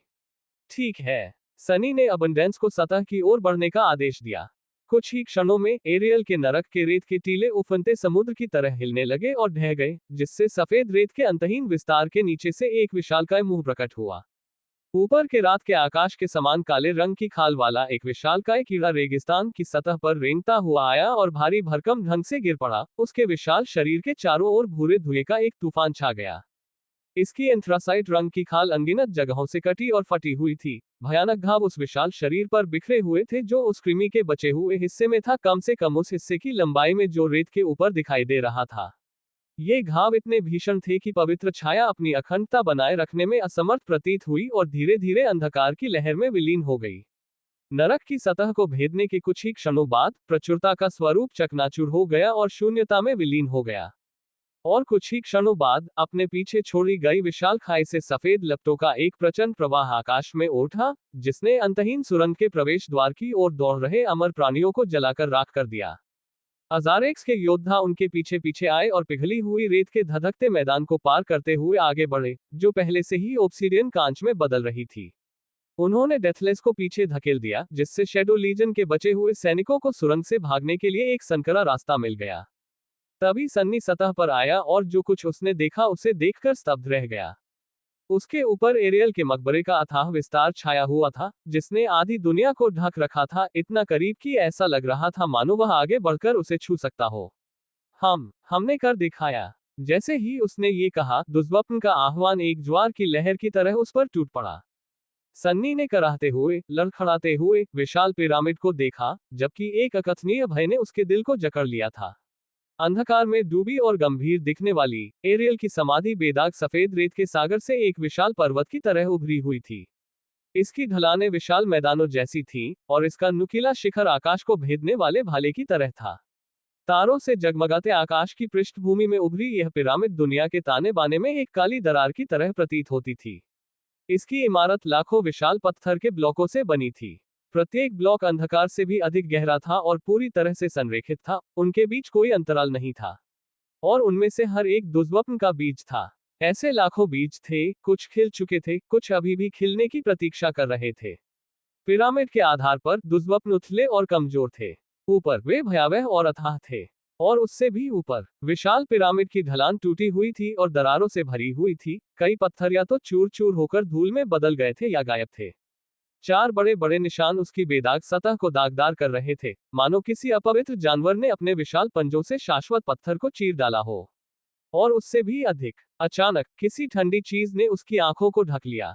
ये नेफ का हाथ था जो पीछे से आकर उसे देखने से रोक रहा था। धूप खिली है, धूप खिली है। उसकी फुसफुसाहट कर्कश और भय से भरी हुई थी। मत देखो, मत देखो, सनी, तुम्हें नहीं देखना चाहिए। वह कुछ क्षणों के लिए स्थिर खड़ा रहा, अपने बिखरते विचारों को समेटने की कोशिश कर रहा था। नेफिस, क्या नेफिस डरी हुई थी? आखिर क्या हो सकता था? वह तनावग्रस्त हो गया। क्यों? वहां क्या है? वह काफी देर तक चुप रही। जब अंततः उसने बोलना शुरू किया तो उसकी धीमी आवाज कांप रही थी। विनाश। सनी कुछ पलों के लिए समय का ध्यान भूल गया। वह बस वहीं खड़ा रहा, जोर जोर से सांसें लेता रहा, उस पुकार में डूबा हुआ और उस अजीब, सर्वव्यापी भय में डूबा हुआ जो उसके भीतर की गहराइयों में कहीं जन्मा था और एक लहर की तरह उस पर छा गया था। उसे उस भय का स्रोत नहीं पता था और न ही यह कि वह उस भय से क्यों ग्रस्त हो गया था, जिससे उसका डर और भी बढ़ गया था। आखिरकार लोग सबसे ज्यादा जिस चीज से डरते थे वह अज्ञात ही तो था। सनी को लंबे समय से डर की भावना की आदत नहीं रही थी, इसलिए अब इसका अनुभव करना उसके लिए अजीब और भयावह था। अंततः वह किसी तरह खुद को थोड़ा संभालने में कामयाब रहा, इतना कि कम से कम खुद को घुटनों के बल गिरने और नाइटमेयर सीड्स के संपर्क में आने की तीव्र इच्छा से अभिभूत होकर महान पिरामिड की ओर रेंगने से रोक सके। सनी ने कांपती हुई सांस ली। तुम्हारा क्या मतलब है? क्या बात है, नेफ? वह अब भी उसकी आंखों को ढके हुए थी ताकि वह एरियल के मकबरे के शीर्ष को न देख सके। उसने फुसफुसाते हुए कहा, यह अंत है। नेफिस के व्यवहार को देखकर सनी चिंतित होने लगा था। उसने उसे इतना डरा हुआ कभी नहीं देखा था। दरअसल उसे लगता ही नहीं था कि उसने उसे कभी डर दिखाते हुए देखा था। किसका अंत? कुछ लंबे भयावह सेकंडों के बाद जवाब आया, सब कुछ का अंत। अपना हाथ उठाकर उसने उसे नेफ के हाथ के ऊपर रखा और हल्के से पकड़ लिया। तुम्हारी बात समझ में नहीं आ रही, नेफ। कृपया मुझे समझाओ ताकि मैं समझ सकूं। उसके पीछे नेफिस ने गहरी सांस ली, कुछ देर चुप रही और फिर बोलने लगी। पिरामिड के बिल्कुल शीर्ष पर एक शीर्ष शिला है, ठीक वैसे ही जैसे इसे बनाने में इस्तेमाल किए गए सभी अन्य पत्थर एक बीज है। एक दुर्लभ का बीज। सनी ने धीरे से सिर हिलाया। लेकिन यहाँ लाखों बीज हैं। इस एक बीज में ऐसी क्या खास बात है? उसके पीछे खड़ी नेफिस ने अपना सिर हिलाया और धीमी आवाज में बोली, नहीं सनी, तुम नहीं समझते। इस तरह का कोई बीज अस्तित्व में नहीं है, हो ही नहीं सकता। वह भौहें चढ़ाकर उसके शब्दों को समझने की कोशिश करने लगा। दुर्लभ के सभी बीज अद्वितीय थे, तो फिर यह वाला इतना अनोखा क्यों था?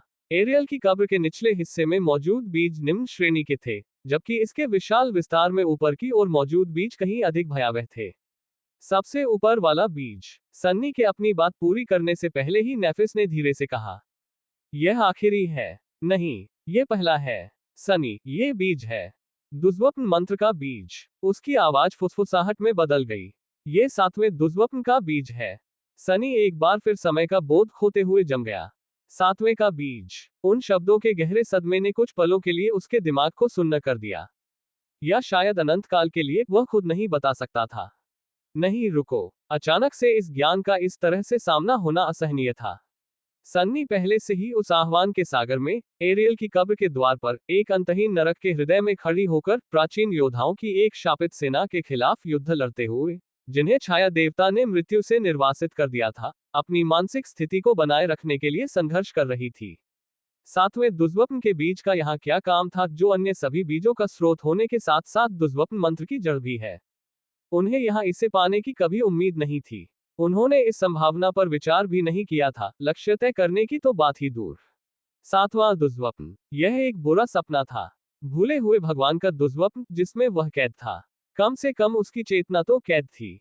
सनी सिहर उठी, लेकिन फिर आश्चर्यजनक रूप से वह शांत हो गया। खैर, मुझे लगता है कि यह कहीं न कहीं तो होना ही था। उसने मान लिया था कि 7वें दुष्स्वप्न का बीज छाया लोक के केंद्र में शून्य द्वार के पास स्थित था और जहां वीवा की मृत्यु हुई थी, जिसने दुष्स्वप्न मंत्र के युग की शुरुआत की थी। लेकिन बाद में पता चला कि वहां इसके होने का कोई संकेत नहीं था। पीछे मुड़कर देखने पर कुछ और सुराग भी थे जिनसे उसे सच्चाई का पता चल सकता था। लेकिन फिर भी बाद में सब कुछ स्पष्ट लगने लगा। जैसे कि तीसरे दुष्स्वप्न की शुरुआत में जब उसने क्षण भर के लिए एरियल के मकबरे के शिखर को देखा था, तब उसका दिमाग उसे समझ ही नहीं पाया था।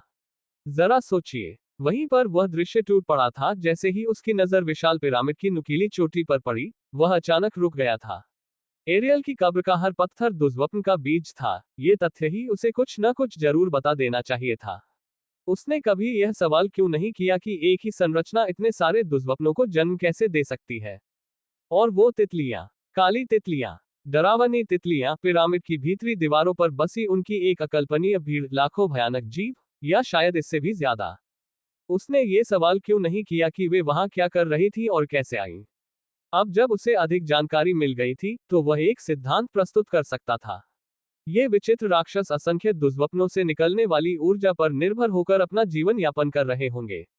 वह एक और सिद्धांत गढ़ने की कगार पर था, एक सिद्धांत इस बारे में कि वीवर ने एरियल के मकबरे को उस स्थान के रूप में क्यों चुना जहां दुष्स्वप्न मंत्र का बीज जड़ पकड़ेगा।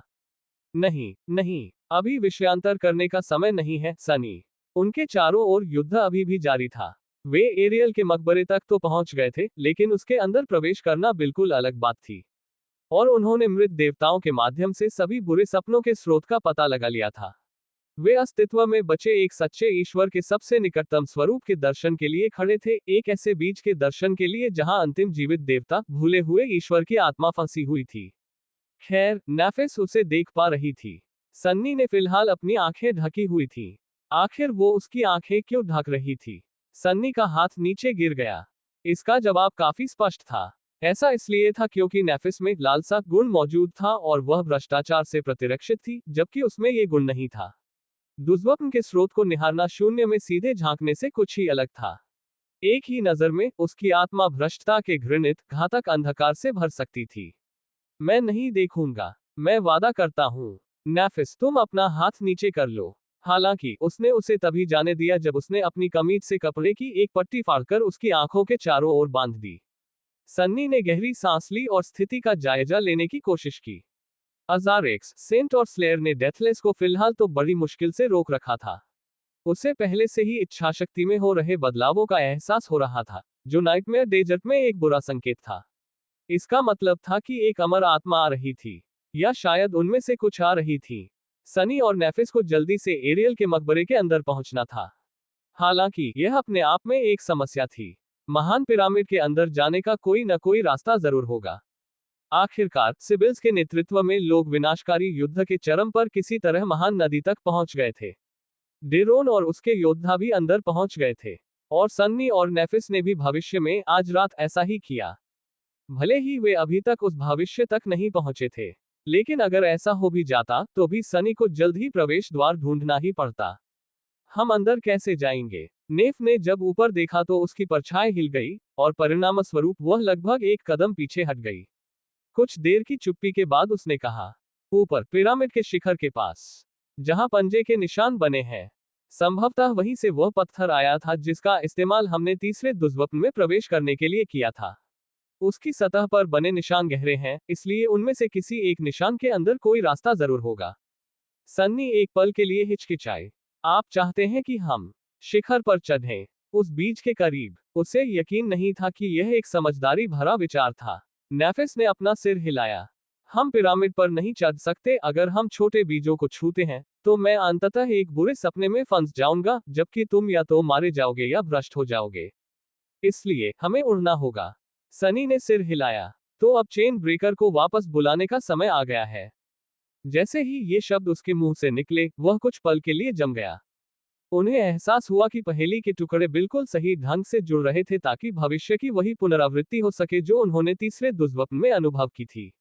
लेकिन क्या इससे कोई फर्क पड़ता था? फिलहाल तो इससे कोई फर्क नहीं पड़ता था। चेन ब्रेकर ही उनके लिए एरियल के मकबरे की दीवारों को छुए बिना उसमें प्रवेश करने का सबसे अच्छा मौका था, इसलिए वे उसी का उपयोग करके वहां पहुंचने वाले थे। मैं अजारेक्स की मदद करूंगा ताकि वह अमर आत्मा को रोके रखे, जबकि तुम उसे अपने आत्मा सागर से बाहर निकालो और उसे हवा में प्रवेश करने के लिए तैयार करो। फिर हम सनी की आवाज धीमी पड़ गई और फिर वह चुप हो गया। दरअसल सब कुछ शांत हो गया। दुनिया अचानक शांत और निर्मल हो गई, युद्ध का शोर पूरी तरह गायब हो गया। ऐसा इसलिए था क्योंकि अब कोई लड़ाई नहीं बची थी। एरियल की कब्र से मुंह मोड़कर सन्नी ने दुनिया को समझने के लिए अपनी छाया इंद्रिय पर भरोसा किया। उसे जो महसूस हुआ उससे वह कांप उठा। अमर लोग पीछे हट रहे थे। दरअसल अगर उसे बेहतर जानकारी न होती तो वह यही कहता कि वे भाग रहे थे। क्या वे ऐसा क्यों कर रहे हैं? एरियल के मकबरे के सामने सफेद रेत पर केवल नेफिस, सन्नी और उसके साए, शेडो लीजन के दयनीय अवशेष और अपनी मरे हुए सैनिकों की सेना के मुखिया अजारेक्स ही बचे थे। अमर प्राणी भयावह थे, लेकिन किसी तरह उनकी अनुपस्थिति सन्नी को कहीं अधिक भयभीत करती थी। वे किससे भाग रहे हैं? तभी उसे इसका एहसास हुआ। परछाइयां। विशाल पिरामिड के असीम आकार से अनगिनत परछाइयां अलग हो रही थी और तेजी से उनकी दिशा में बढ़ रही थी। अमर आत्माएं एरियल के मकबरे से पीछे हट रही थीं, जिससे उसके आसपास का रेगिस्तानी इलाका काफी हद तक खाली हो गया था। अब विशाल पिरामिड की ऊंची काली इमारत के सामने सफेद रेत पर आक्रमणकारी सेना के केवल अवशेष ही बचे थे। अजारेक्स और उसके मरे हुए योद्धा स्थिर हो गए, उनका एक विशाल समूह एरियल के नरक के विशाल विस्तार की ओर मुख किए खड़ा था। घायल आत्माओं का बिखराव संत के नेतृत्व में विशाल सुरंग के मुहाने से धीरे धीरे दूर जा रहा था। दूर के तारों की मंद रोशनी में उसका रहस्यमय रूप से सुंदर चेहरा स्थिर और भावहीन था। उसकी बेदाग सफेद पत्थर जैसी त्वचा माणिक की धूल से सनी हुई थी।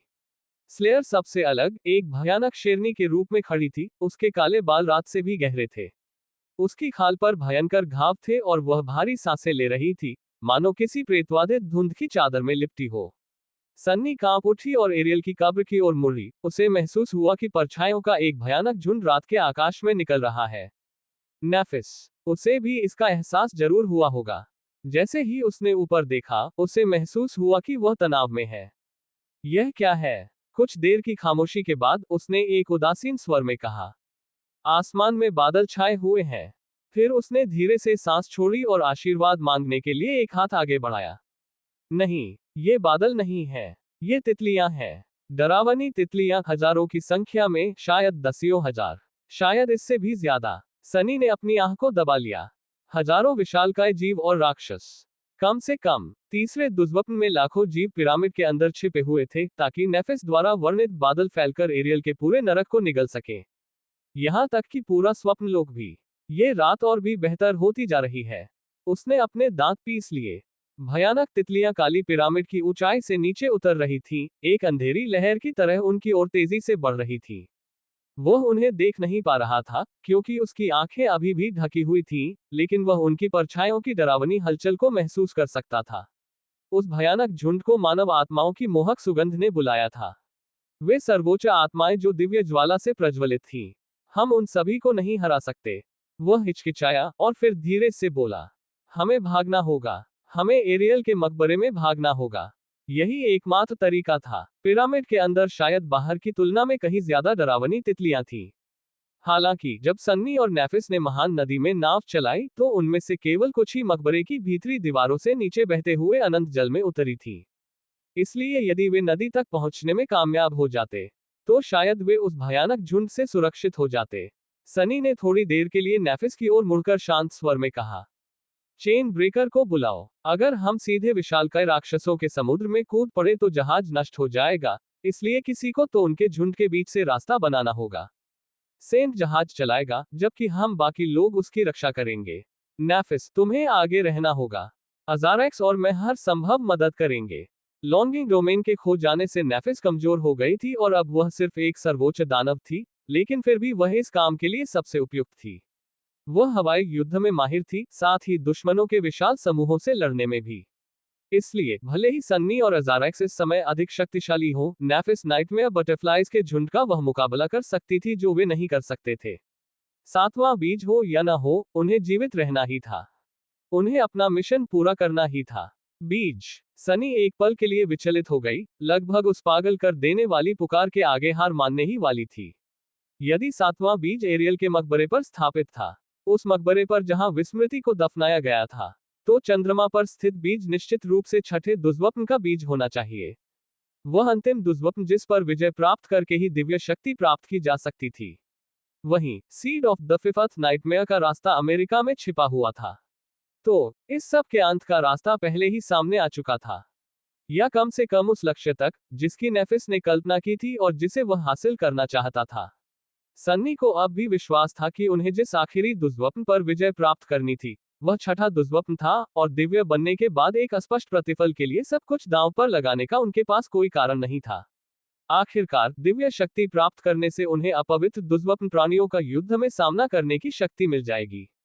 और यही वह सब कुछ था जिसकी उन्हें आने वाले हजारों वर्षों तक स्वप्नलोक में मानवता के अस्तित्व को सुनिश्चित करने के लिए आवश्यकता थी। वे देवता, जो स्वभाव से शून्य प्राणी थे, मर चुके थे।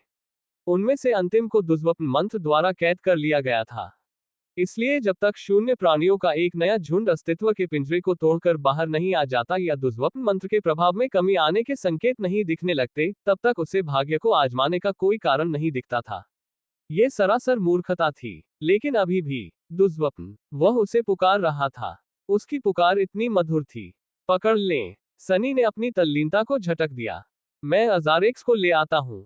जाओ। जैसे ही चेन ब्रेकर का सुंदर रूप धीरे धीरे सफेद रेत के ऊपर प्रकट हुआ, वह एरियल के मकबरे से दूर मुड़ा और मरे हुए लोगों की सेना की ओर दौड़ पड़ा। संत, चप्पू ले आओ। शैडो लीजन के बचे हुए सैनिकों को पीछे छोड़ते हुए सेंट थोड़ा झुकी और फिर हवा में ऊंची छलांग लगाई।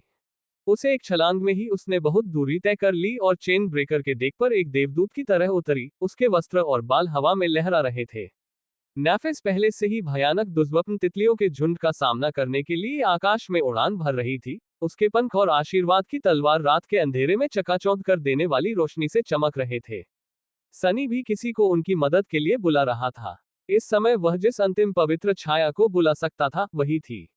समृद्धि अभी अभी नष्ट हुई थी और अपनी आत्मा के पोषणकारी अंधकार में लौट गई थी। भेड़िया बहुत पहले ठीक हो चुका था और फिर कई बार पराजित भी हो चुका था। चूहों का राजा भी ऐसा ही था। हालांकि कठपुतली नचाने वाला वही रहा, और किसी भयानक हवाई युद्ध में पवित्र पतंगे की छाया से बेहतर और किसे भेजा जा सकता है। अगर गौर करें तो स्लेयर के पास अपने रूपों के भंडार में कुछ पंखों वाले जानवर भी थे। स्लेयर, नेफिस की मदद करो। उन तितलियों को नष्ट करो। रेगिस्तान की सफेद रेत पर एक विशालकाय काली शेरनी ने अपना सिर उठाया और ऊपर की ओर देखा। उसकी निर्मल आंखों में धीरे धीरे ठंडी दुर्भावना भड़क उठी। सनी अंततः अमर सेना तक पहुंच गया। अरे जीवाश्मा, अजारेक्स, हमें। उनकी आवाज धीमी पड़ गई। कुछ गड़बड़ थी। प्राचीन अत्याचारी सन्नी की ओर पीठ करके खड़ा था। उसका विशालकाय शरीर अब भी कांच के भारी कवच में लिपटा हुआ था। उसकी हड्डियां अब पूरी तरह से काली हो चुकी थीं, ठीक वैसे ही जैसे बाकी अमर प्राणियों की। उसके सैनिक भी एरियल के मकबरे से मुंह फेरे खड़े थे, मानो अपने पीछे हटते हुए रिश्तेदारों को देख रहे हो। वे बहुत ही गतिहीन, बहुत ही स्थिर थे, और उनके अत्याचारी के कंधों की बनावट में कुछ ऐसा था जिसने सनी को एक अजीब, अपरिचित सी अनुभूति दी। अरे अजारेक्स, मुझे जवाब दो, धिक्कार है। सनी ने अपनी कलाई पर बेतरतीब ढंग से बंधी हुई आंखों पर से कामचलाओ पट्टी हटाए और अमर सम्राट की ओर देखा। कुछ क्षणों तक सन्नाटा छाया रहा। फिर अजारेक्स धीरे से मुड़ा और उसे घूरने लगा। उसकी खाली आंखों के गहरे गड्ढे में एक निर्मम और भावहीन अंधकार समाया हुआ था। उस अंधकार में अब कुछ अजीब सा था, कुछ ऐसा जिसे सन्नी पहचान नहीं पा रहा था। नहीं, बल्कि किसी चीज की कमी थी। इन अंतहीन भयानक हफ्तों में अजारेक्स धीरे धीरे अपना आपा खो रहा था। लेकिन अब ऐसा लग रहा था मानो वह पूरी तरह से खो गया हो। मानो उसका दिमाग पूरी तरह से अभिशाप से ग्रसित हो गया हो और केवल द्वेषपूर्ण इच्छाशक्ति ही बची हो। सनी एक कदम पीछे हट गया। बकवास। शक्तिशाली अजारेक्स, इस्पात का प्रकोप, 100 सिंहासनों का विजेता, अंततः छाया देवता के अभिशाप के आगे झुक गया। ... उन्होंने ऐसा करने के लिए भी सबसे गलत समय चुना।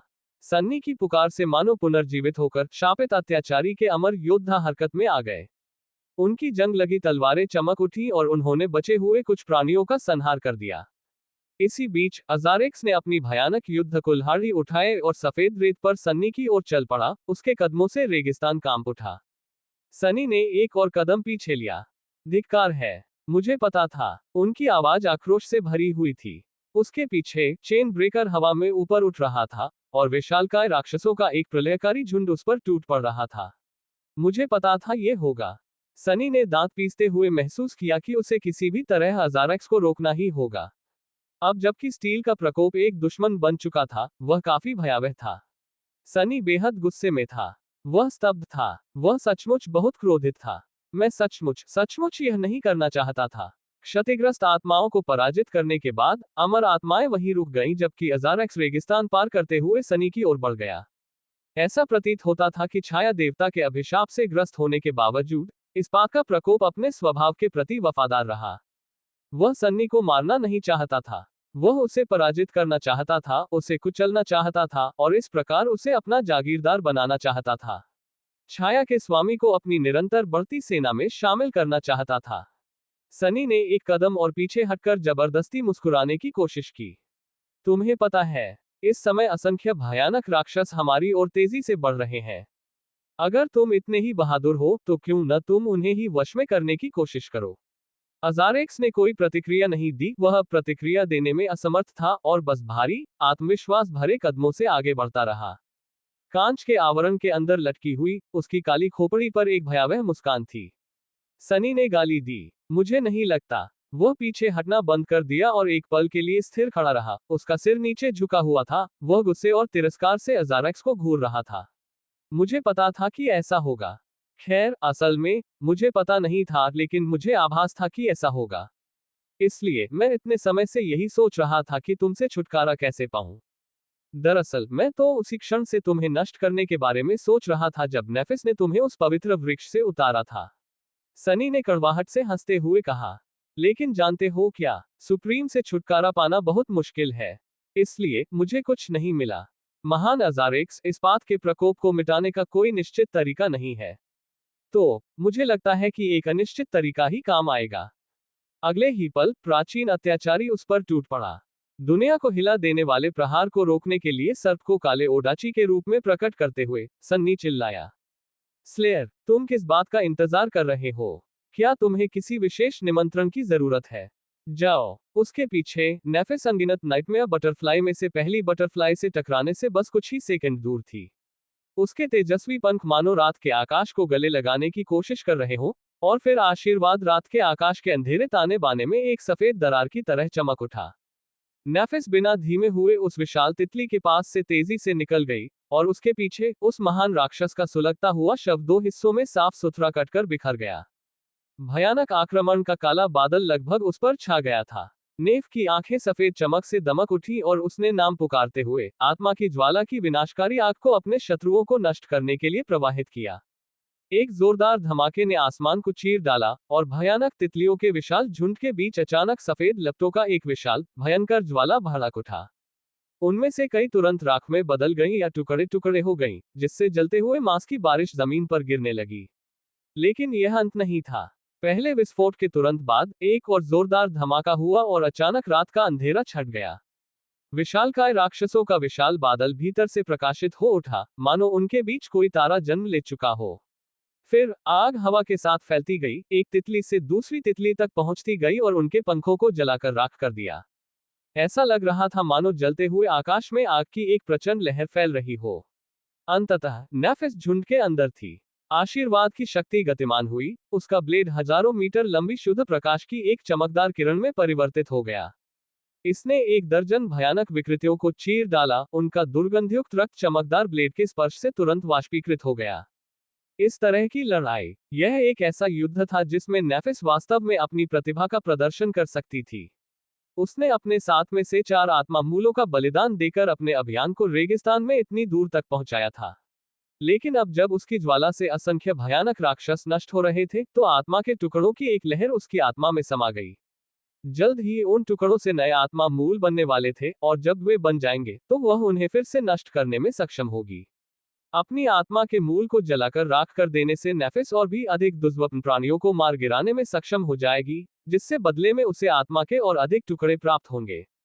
जब तक वह अपनी खामी के असहनीय दर्द और अपनी आत्मा के भीतर एक और आत्मा के मूल के निर्माण की पीड़ा को सहन करती रहेगी, और जब तक अनगिनत दुर्लभ तितलियों में से किसी एक के एक ही वार में उसकी मृत्यु नहीं हो जाती, तब तक वह इसी तरह से अपना जीवन जारी रख सकेगी, जैसे कोई सच्चा दानव छोटे जीवों के विशाल झुंड से लड़ रहा हो। दुर्भाग्यवश दुर्लभ तितलियों का झुंड इतना विशाल और इतना भयानक था कि वह अकेले उसका सामना नहीं कर सकी। लेकिन वह अकेली नहीं थी। धीरे धीरे ऊपर उठते हुए चेन ब्रेकर के आगे और बाईं ओर आकाश में नेफिस गतिमान हो गया।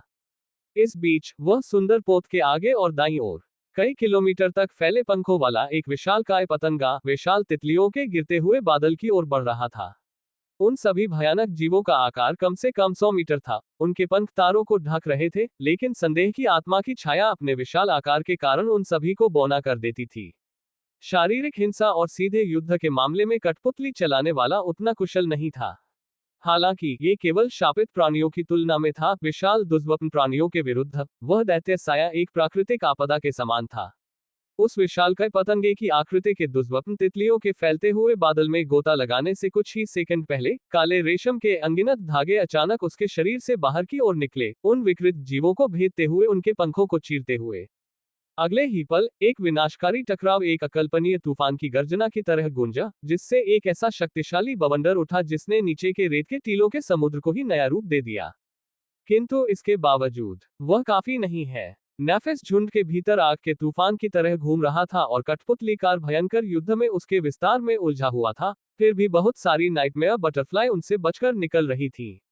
वे पहले से ही चेन ब्रेकर की ओर बढ़ रहे थे, जहां सेंट अकेली खड़ी थी, अपने संगमरमरी हाथों से पतवार पकड़े हुए। तभी स्लेयर ने अंततः युद्ध में प्रवेश किया। रेत पर खड़ी उस घोर अंधेरी शेरनी ने धीमी सी गुर्राहट निकाली। फिर उसने एक कदम आगे बढ़ाया। उसके चारों ओर धूसर धुएं का घना आवरण फैल गया।